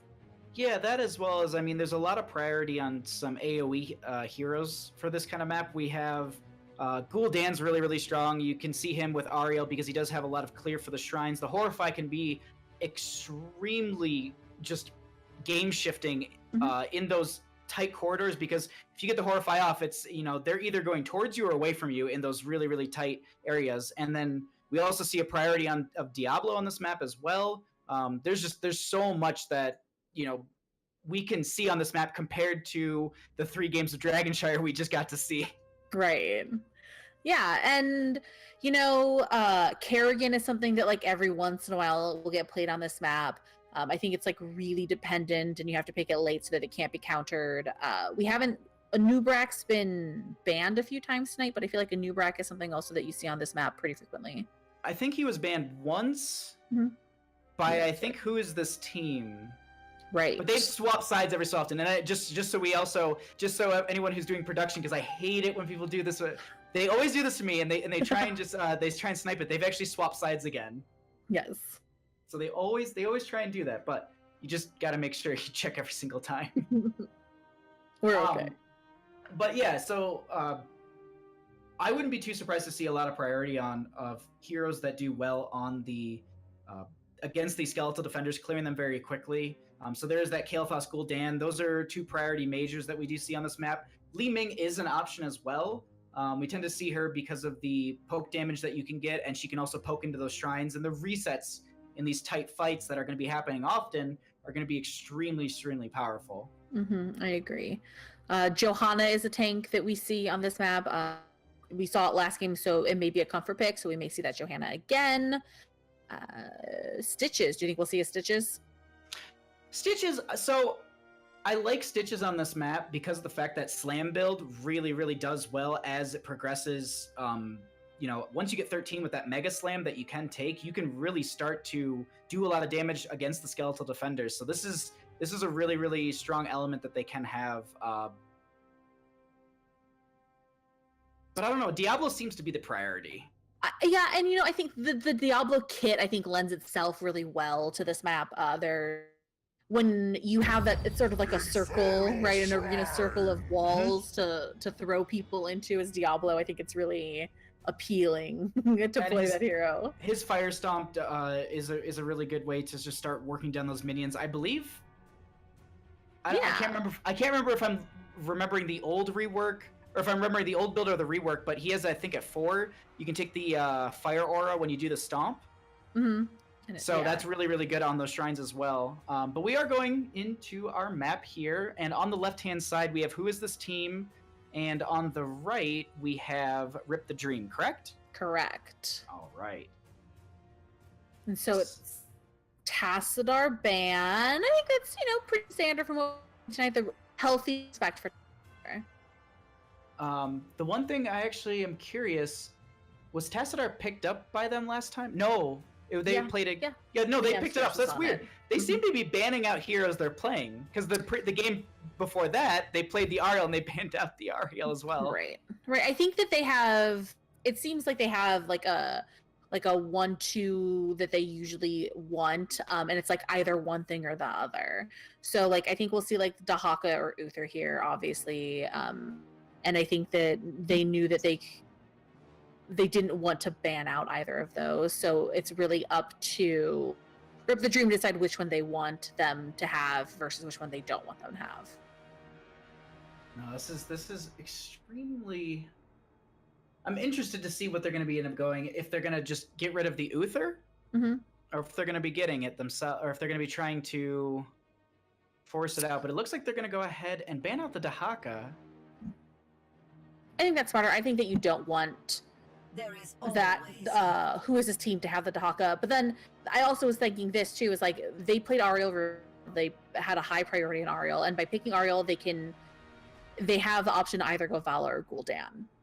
And even then, why not both? Like, sure, yeah, they're both really good. But I mean, usually we see a priority on one or the other, and then we have the a secondary healer, and then we usually just have like the Gul'dan or the Ariel being a hyper carry in this kind of situation. Right. And it's great on this map because having Vala Gul'dan on this map, like, you're right, that's a lot of pressure, and they're going to burn down the skeletal defenders very quickly. So who do we think they're going to pick up here? Uther and... I think you could go ahead and just lock in the Uther and the Diablo, but you could just lock in Uther Chromie. Ooh. There it is. I was wondering. I was sitting here smiling and I was just like, I'm not gonna say anything. I don't want to jinx it. Yeah. They're actually gonna go ahead and pick up the Cho'Gall. Yeah, and so it happens early. They probably want it to get banned, and so that's why they picked it up right there. That Chromie though, I think is something that I want to talk about. We haven't seen that. It's definitely high risk, high reward hero. That is going to be really interesting. They locked it in so early, and I'm a little afraid of that because of the fact that the Greymane can be picked up here. Mm-hmm. And Rip the Dream has first pick after this ban phase. So it's open, but I think they're honestly going to need to adjust their draft because I don't think they saw this Cho'Gall incoming. I don't think so. Yeah, we even talked about, we were more thinking, are they going to pick up next? But was it in response to the Chromie, or do you think that they had it the whole time? I think they had it the whole time because they went ahead and they got the Ariel off the bat. So they had the intention of getting this trio together before the first ban phase. Mm-hmm. And at this point, typically we see another tank, and then we also see a hyper carry for damage. Right. So usually you'd see like an Anubarak with this. Arthas would be great as well because he does have, a good shrine fight. He's a good solo laner. But then again, as we talked a little bit about, Diablo's also a viable pick too because he's just very strong in these engagements. The Apocalypse would combo well with any sort of upheaval they could be using, or even just the stun you get from the Twilight Hammer. Right. Do you go like Diablo? Okay. we have no... do you pick up like Karazim? What are you gonna do? I mean, Malthael, same thing, right? Percentage drain, a life drain. I'm not surprised to see the Malthael coming out here. This makes complete. This is a really good. They're starting to counteract it. I don't think the Chromie was intended, and they were just like, well, we're going up against a Cho'Gall. We got to change stuff. Right. And it could work. I think the Anubarak, and they have a lot of CC, right, for Chromie to follow up on. So that's going to be good for them. They're going to have to jump on somebody. And hope that Cho'Gall doesn't mess that up. But like you said, the Malthael was to be expected. Something with that percentage lifesteal is one of the ways to counter Cho'Gall. Now, these last two pickups here, I'm so curious as to what they're going to be. The Anubarak is taken away. Yeah. They're going to actually go for the Zool. That makes sense. A little bit of CC, plus you want him in lane. But then you pick up the Falsehood, so you have the global presence.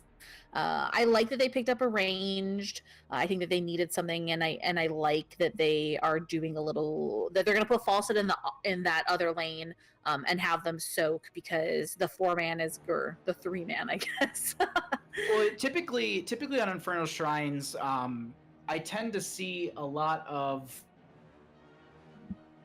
solo lane top, so maybe the Zool would be in top by himself, and then you'd have a 4-man rotation between mid and bottom because the lane isn't that far apart, much like how you'd see, but reversed from Tomb of the Spider Queen. You usually have a solo laner bottom and a 4-man rotation between top and mid. That happens, typically that's what I've seen when I've casted this map often. That is the way to go. So I would expect to see maybe the Falstead being utilized as another battery for the Ariel, but then if maybe the solo laner in top, which at this point it's Malthael maybe? I don't... They need to pick up a solo laner on the side of Rip the Dream. And it's going to be probably actually Rhaegar. Yeah, it could be. Rhaegar is decent in lane. And so that Falstead being able to fly up and just be able to impact a last second gank or something, that's going to be really, really powerful. Mm-hmm. Yeah, I'm definitely interested to see how they're going to, and what Rip the Dream is going to do to deal with that Cho'Gall.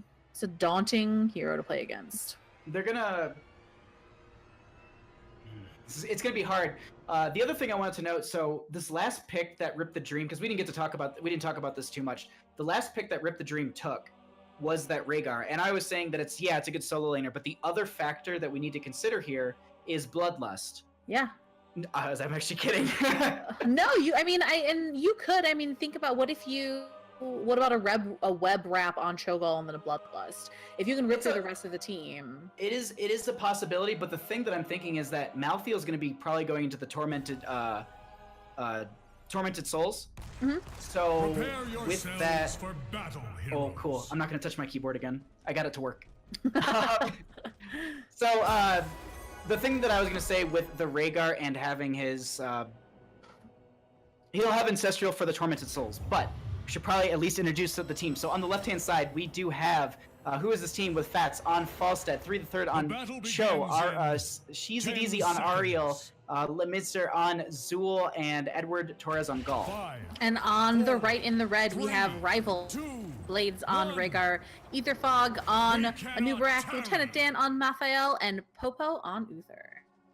Alrighty, so with this rotation into top lane, we're actually gonna have a 4-man going up against this Cho'Gall quite early, but they will see the majority of the team here with the Eye of Cog? I can never pronounce the right name. Krogall something like that. So, but a little bit of sprays happening as well too. I like that the Cho'Gall is actually using the Cho'Gall spray. That's the best part. We do have this mid lane engagement, so we actually have the laning matchups not going anywhere in the direction of what I was thinking. We have just the Zool currently in bottom. He's actually going to take this aggressive rotation, being caught up by maybe Rhaegar and the Anubarak. He's actually going to try and go onto the Rhaegar. He's going to be dodging the stun. Looks like he'll be able to Serpentine out of that and be able to get away without a problem. Yeah, definitely risky there, but I think that he knew most of the team was top, so he wanted to push it a little bit. I don't exactly know what he was going to get, though, from being that aggressive. I moved my mouse, so now I'm off Observer again. But either way, so in top lane, though, we do have this 3v3 technically. This is going to be probably held out until the first shrine, and we're going to probably be seeing a rotation from the Zool between mid and bottom, it looks like, helping out this Falstead, making sure that those skeletal defenders are going to be spawned with the wave dying just for that extra push into the towers. Yeah, and Rip the Dream doing a pretty good job here. The assault of Cho'Gall and Ariel. The lane's working out pretty well for them, and they're playing it pretty safe.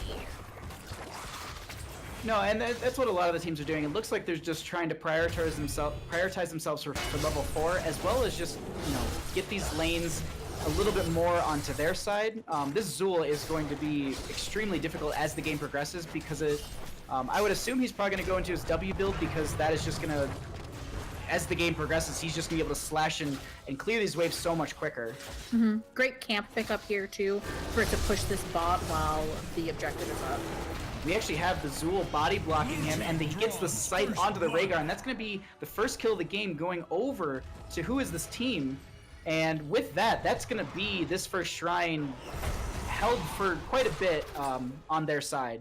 Yeah, they're really lucky that it's early enough in the game that the respawn timers are so short, and they haven't even started this shrine yet. So Rhaegar's gonna be able to get back in time, but we see Zool, instead of coming to the shrine, he's going straight to the top lane. He's gonna pick up some XP there, and pretty confident, I think, is what it seems like, that Who Is This Team thinks that they can win the shrine without him.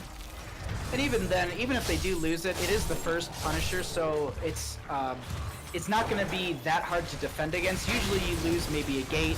Obviously it's not the best to lose, you know, any structure or anything, but at the same time, if you do get that extra soak and you get to 7 quicker while this is still happening, you can start to turn this around. That's doing a really great job there. Barrel rolling out of dying was really cool there. So that was a great escape from him. This bot camp still pushing a little bit in this lane as well. And I also want to note this, for the longest time, they were actually up ahead on skeletal defenders, and it looks like it's starting to shift over to Rip the Dream. They're still not really prioritizing the Shrine with the Zool at all. Chromie kind of doing the same thing, soaking in mid, but this... I keep wanting to say the Nubrek's going to fall, but he just gets low and he just gets healed right back up by that Uther Rhaegar. Right, and you know, they did, Sheezy taking a lot of damage, having to get away. He up and chain CC'd and he isn't able to, right as that Punisher does pop up. And actually Falstad, unfortunately, not baiting the jump in time, so it's actually going to hit him before it goes over the gate. This Punisher will be starting to do a significant amount of damage in this lane, or to this gate. Yeah, Shogal able to pull him a little bit, so that's about going to be as much as he gets. Did see Rhaegar head back up to that top lane to try and stop this Zool push from getting significant damage on their fort as well. And I really like what they're doing on the side of Who Is This Team with that Zool, because the fact that they're going to go ahead and they're going to push up in a lane that's furthest away from the Shrine 1, so the rotation is longer. And the other factor with that as well is that once that next Punisher happens, it's either going to be middle or top. And so by prioritizing a lane and getting the gate down, you can't bait that jump, and you get such a strong fight in that situation.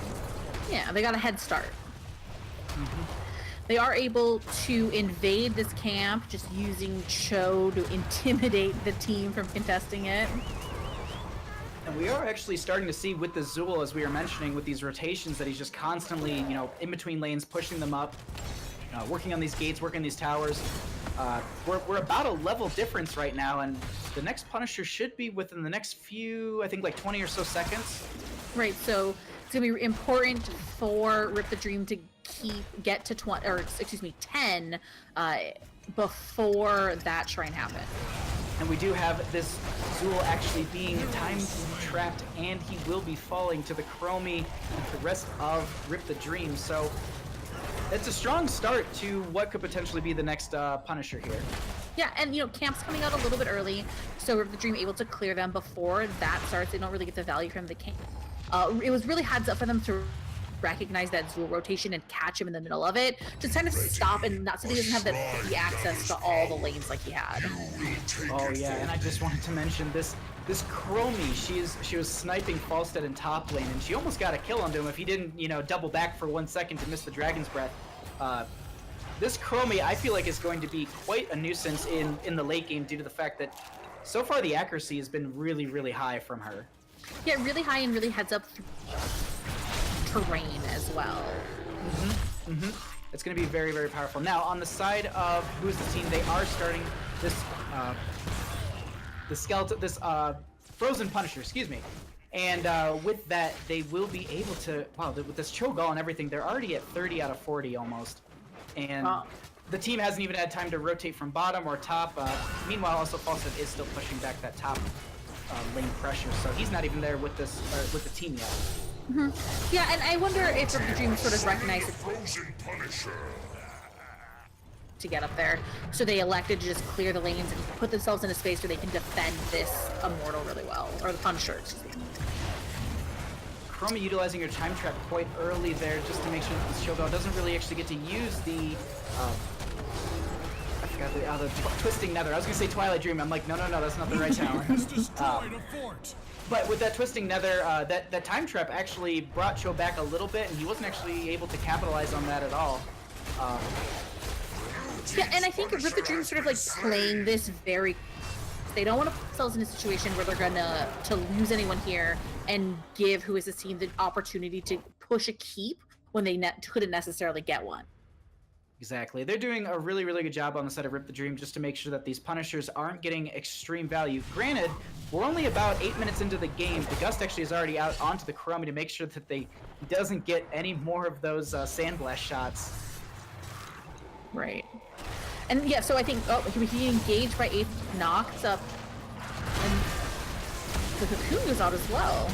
Cocoon actually goes out into the Ariel, so they won't be able to heal and charge up the Cho'Gall. Now the Tormented Souls is already out from the Malthael, who's doing significant damage to the Cho'Gall. The Burrow is onto the Zool, but he gets Crystal Aegis at the last second, preventing the time trap from really getting onto him. There is a Bone Prism onto this Rhaegar, who is getting the D-Shield, but he will be ending quite soon. Do they have enough to get the kill? Looks like Cho'Gall will actually be time trapped perfectly to dodge Chromie's combo. Yeah, but it was able to save Rhaegar a little bit. But we saw the two healing go out in quick succession there. So they definitely have what it takes to survive that burst and the huge amounts of damage from Who Is This Team, but they're gonna have to do something in response or make a kill on their own in order to change the direction this game is heading. And I like what they're doing right here.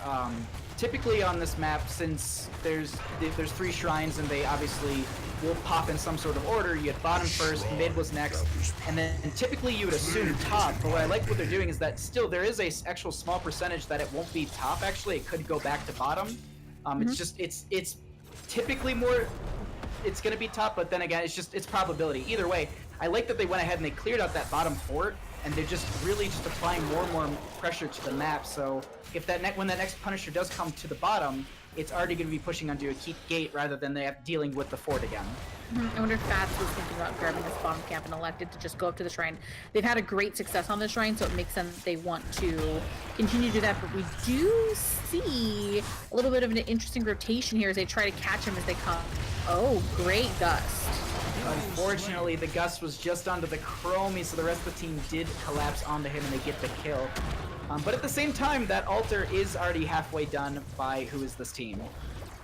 Yeah, so it looks like they're probably going to get it. They're going to back up and try to make something happen in the lane. They actually come towards their forts, so the forts will be shooting a little bit onto these members. They're going to have to fight underneath this extra damage. Now, the web wrap did go onto the Cho'Gall, but that did not stop the Twisting Nether. They get it onto about 4 of the members here. The bomb is out, and it's dealing significant amount of damage. There is the ancestral healing onto the Anub'arak. Unfortunately, the Rhaegar is going to die here, as well as the Uther. He does have his Ghost Heal, so he is going to keep the Malthael alive for a few more seconds. Cho'Gall is trying to get this Malthael kill, but it's not happening because those Uther heals.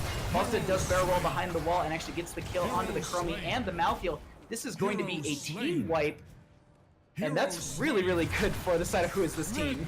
Yeah, they don't have Cho'Gall, so they're gonna have to use the Punisher to sort of take everything. But it took Chromie doing everything that she could there to sort of to beat down Cho'Gall and try to save her team, and it wasn't enough. And the other factor too is that the dead Uther was, I think, the reason Cho'Gall actually ended up falling in the long run, because of the fact that Cho'Gall was separating himself so far from his team to try and get that kill onto that Malthael, and Uther was just sitting there healing him until he disappeared. Then Malthael finally fell to the Falstad after Cho'Gall died. So a little bit of a tunnel vision, but at the same time, I really like what they're doing. They have 39 out of 40. They're waiting for their team to get back. They're pushing up their lanes. They're going to take it when they're ready to take it with their level 16. Right. And because you're right, they do have that, they'll have that talent, and I think it looks good for them to get keyed right here. This is going to be an extremely strong Punisher. It is a Mortar Punisher. It's not as, terrifying as an Arcane or a Frozen Punisher, but at the same time, this is going to be the hop over the wall. This is going to be a hard defend on the side of Rip the Dream. Yeah, and smart of Rip the Dream to get that camp also, so that it couldn't go over to Who Is This Team. Exactly. That was extremely powerful of them. Now the Punisher does get baited over the wall. They clear out the tower and the gate. They let the Shaman Camp work on that. Looks like the Cho'Gall is going to pop his ult, and he's going to come back in the last second. Unfortunately, he won't be able to get the damage out. The web wrap is onto him. The Punisher does hop onto Anub'arak. He burrows into that backline, trying to get onto the Ariel, but the Cho'Gall is now out of the web wrap, trying to just zone some of these members back, and looks like the Malthael will pop his Tormented Souls, trying to get all the damage onto this Cho'Gall, but unfortunately it's only going to take him down to about health. The Anub'arak will be falling here, and this looks like it could potentially be a death march onto the core. Yeah, it definitely looks like that Cho'Gall is still so high. It does look like they are going to back out right here. They probably don't want to get themselves in a situation, or they're baiting out. They want to see how far they can get, see if they can get another quick kill, and then go re-engage back on that corner. Man, it looks like they're actually just going to be rotating in the mid, trying to push up this lane a little bit. And at this point, they have so much map control on their side, and there's, you know, not a whole lot. They can get a couple camps, but with the Anubrak just coming up, they're going to say, let's get rid of this gate. If the Punisher is in mid next, we don't need to worry about another hop. And you know, they have all that pressure on top lane because the keep is down. There's all these camps in the bottom half of the map for them to pick up now and create that pressure in the bot lane too, so that the team has to respond to bot, giving, you know, that top a little bit more time to push in. That's going to be, this is really, really good, just macro play on the side of WhoIsThisTeam. Now, Rip the Dream, they have their 16s now, so it is even talent tiers. It's a 2-level difference, but still at the same time, it's even talent tiers. They're going to try and probably prioritize a fight before WhoIsThisTeam can get their 20s. I was just trying to see if they're going to go on a flank on that Falstead, but unfortunately no. Yeah, they definitely want to try and get some kills or make something happen before that 20, especially because, you know, there's going to be a shrine coming up around that time, and they're going to need to do something. Otherwise, it's going to be really hard for them to defend against this and then make something happen. There's really, what do they have to do? They have to win the shrine, right, to keep themselves in this game. They need to get if they can get a kill onto the Ariel, that will just start to swing this so quickly. But I think at this point they need to prioritize the web wrap onto Ariel, because when they did it that one time, that engagement started to go over a little bit on the side of Rip the Dream, because of the fact that Ariel wasn't healing the Cho'Gall. He was starting to fall a little bit low, but she got busted out and healed the whole team, and they won the engagement. Right. So this is a big shrine for both teams. If WhoIsThisTeam can win the shrine and get the core, they will win the series, or are they going to be able to defend this and take it and make something happen? But at this point, it looks like Falstead does barrel roll forward, does get time trapped. They do dive onto him, and this is exactly what they needed. They get that first kill of this. Now, there is the Poison Nova used by the Zool onto this Malthael, who has his Tormented Souls, and actually gets the D-Shield as well, and they're actually going to get the kill onto the Zool from the Poison. So this is exactly what Rip the Dream needed. Right, they need this. They need to take this momentum that they have right now. Ryan, if they have, there's only 10 that WhoIsThisTeam needs 6 now, so they have to really make sure that they aren't knifey skeletal defenders, and then they need to push as hard as they can to get as much value from this and XP as they possibly can. And I'm watching this Cho'Gall. He's doing an amazing job of just throwing these bombs out and just slowly poking down the shrine. So they're at 35 out of 40. If he can get a couple more bombs in there, he might be able to just sneak this away from Rip the Dream. Right, and Aether and Uther, Fog and Popo trying to keep the CC on him, so they can't do that. Can't do that. But Rival as well too, hoping to maybe put some pressure on that Ariel. He actually dives right in, gets the 2, and does. he's going to be stunned out. He looks like he's going to get Crystal Egg in the last second. Falstead does fly in. There is a gust for the disengage. Oh, wow. Well, there's no way he wins. He lives. He lives through this. Totally. Oh my God. They are going to get Falstead out of this. But there is this Arcane Punisher marching on to keep. I think they could defend core here, but they're definitely... The one thing we do need to note with this as well is this is an Arcane Punisher, so it is going to be very powerful because it is about a 16-minute Punisher, so it's scaled quite up in the game. But at the same time, they don't really need to worry about any threat from WhoIsThisTeam because the fact that the Falstead's down, so they're not going to try and take some sort of Blaze at the top taking a bunch of damage. Hopefully he can get a heal off and save himself. No, this game is full of people just making it out just at the last second. Right. So it looks like they are going to be able to defend this keep. They had a really good hop back to meet them as they came out into the lane. So that was really fortunate for them. They were able to keep that keep alive. And that's really good because of the fact that they don't have to deal with catapult pressure in another lane. Right. They just have the one lane, really, that they have right now. And right now they've actually got a hard camp pushing in with with 2 catapults, and they're going to go ahead and take another one as well. Looks like they're going to wait until the next Punisher altar is available to just try and, you know, get that last second pressure into the lane. Chromie does have a time trap down here though, so she will know where the team is due to the fact that, you know, Falstead is also going to get stopped by it.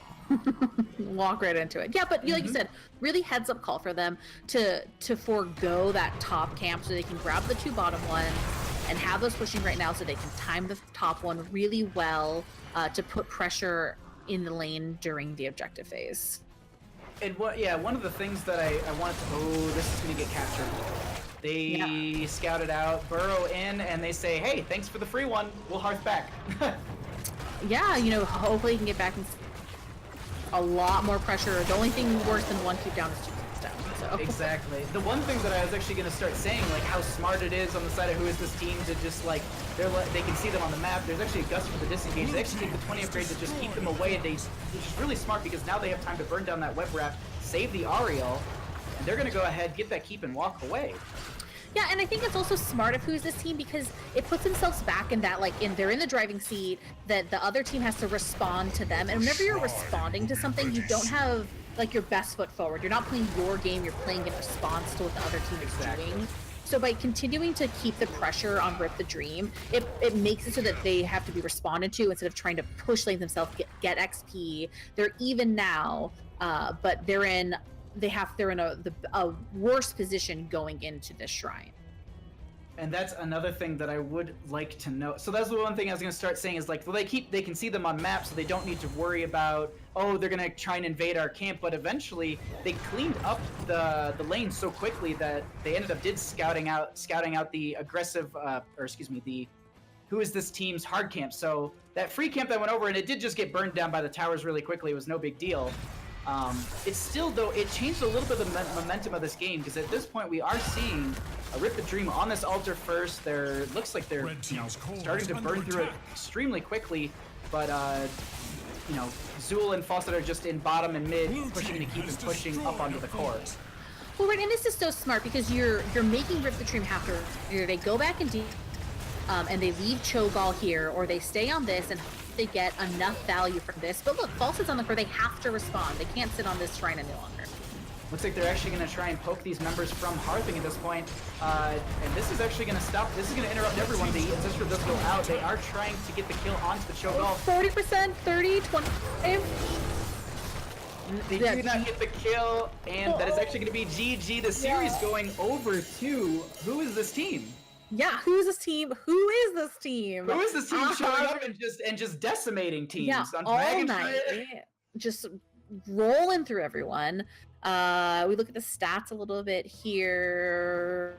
Tons of siege damage on the side of Who Is This Team. Look at it. I mean, everybody, 2 people, Falstead and Zool above 130k, Gall at over 100k. So they definitely had the pedal to the metal when it came to the lanes and making sure that they had that lane control.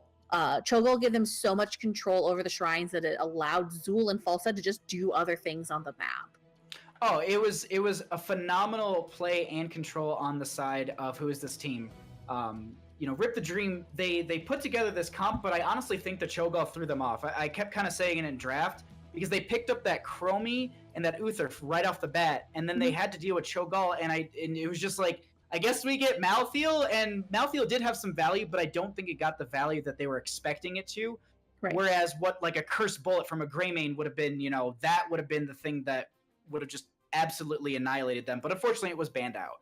Yeah, and it's because I think there's like, it's like the that is the problem with Malthael sometimes is like in like the vacuum numbers, right? It sounds really good, but you very rarely like have the ability to spend just all that time sitting there like with not having to move, not having to dodge things, not having to do other things where there's just like free damage. And so there was no opportunity that Who Is This Team gave for free damage to go out on Cho'Gall. It was very calculated. They very much were playing the map and playing their best game. And the other thing too is, so the Uther and the Rhaegar, the Divine Shield for the Uther, or for the Malthael when he goes Tormented Souls, as well as the Ancestral Healing from the Rhaegar onto that too to live. But unfortunately, every time that Tormented Souls was popped, Who Is This Team just spread out so that Malthael couldn't get that value of the stacking on many members. They just said, no, just get one of us. That's it. And unfortunately, they did not get the value that they wanted. And it looks, I'm hearing that we have an interview coming up. Yeah, with Edward Torres. Oh, I think you cut out there. Edward Torres of Who Is This Team, right? Yes, correct. Okay. Awesome. All right. So it'll be really cool to talk to them and find out who actually is this team. I think that's the question we're gonna have to Yeah, ask. who is this team? That is the first question we need to ask.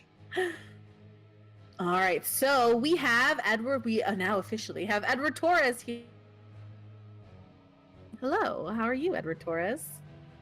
Hi, I'm doing pretty good. How are you? Good. So, like, great games. We obviously were watching you guys all night, and just like so much diversity in what you're playing, and even though it was on the same map. Oh yeah. You guys, go ahead.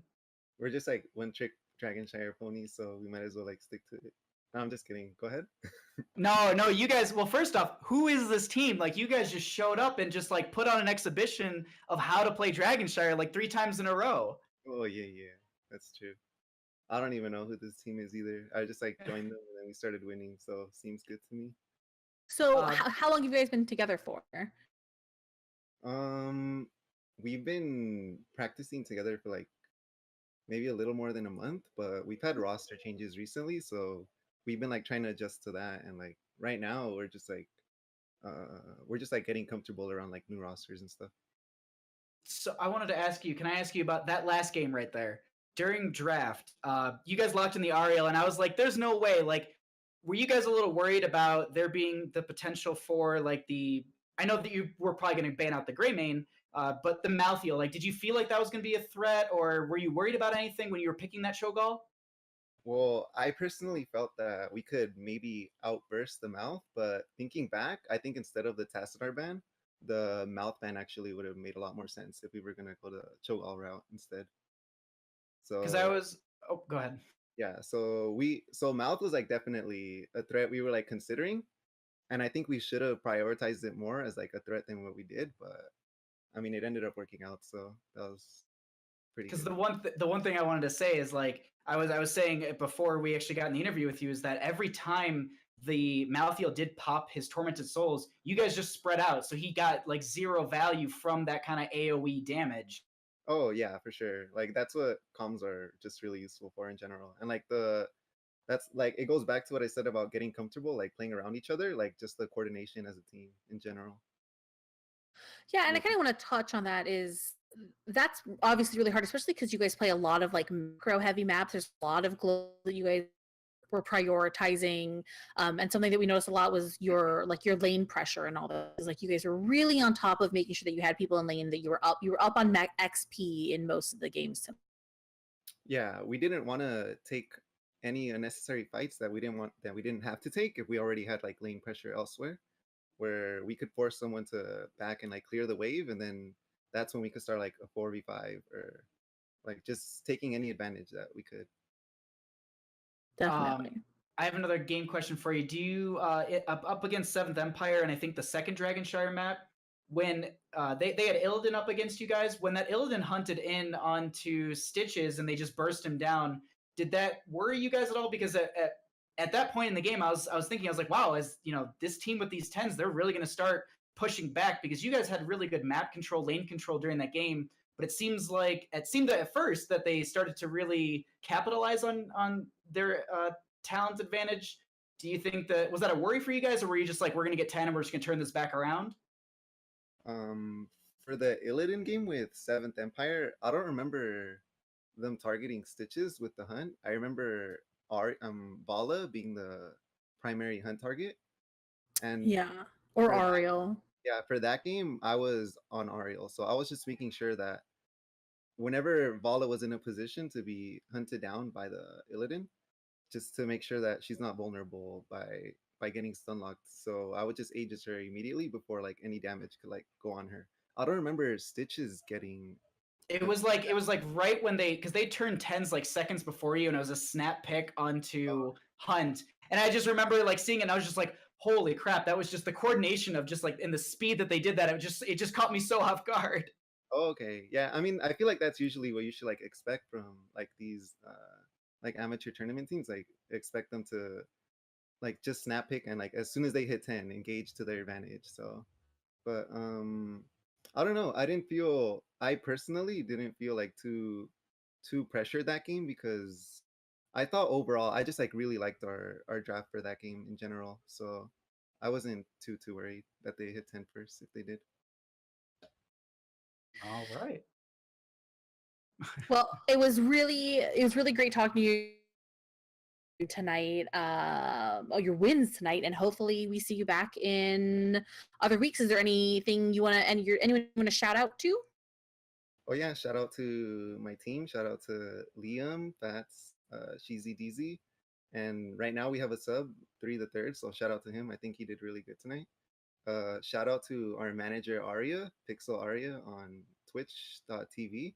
She's gonna be practicing casting in the near future, so go follow her. And yeah, I think that's it. Awesome. Well, thanks so much.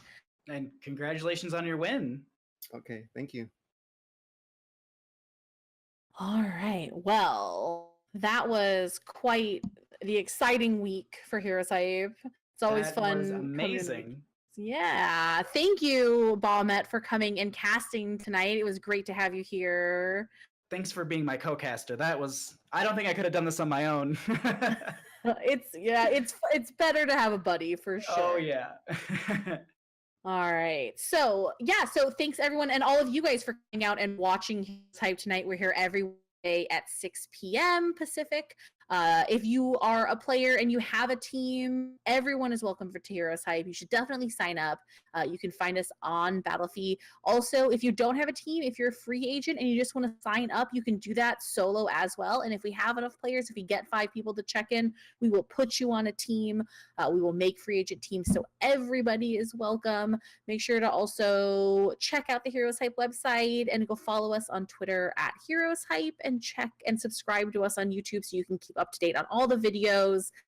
These videos will be up there in the next couple of days. We do lots of other things too. So make sure that you check those out. Bahamut, where can everybody find you? You can find me at Bahamut Gaming on Twitter, YouTube, and Twitch, actually. I just tried to capitalize on that one right away. I stream every Tuesday, Thursday. I do a little bit of solo casting. If you guys will have me back, I would love to at least do some more duo casting with you guys. This was an absolute blast. The other thing that I want to plug you guys as well, don't forget to sub to this channel. Once they hit 35 subs, they get a new emote, and all the proceeds are going towards their BlizzCon party. So if you're going to BlizzCon and you plan on going to party, you're kind of paying for your own party. So it's like you're paying the door fee right now. There you go. It's a good point. Totally. But at the same time, you're putting money towards it's a good thing. You're putting it towards a good amateur league. This place has welcomed me with open arms. And I obviously will be coming back here. Yep. All right. So thanks everyone for tuning next week. Have a great night. Thank you.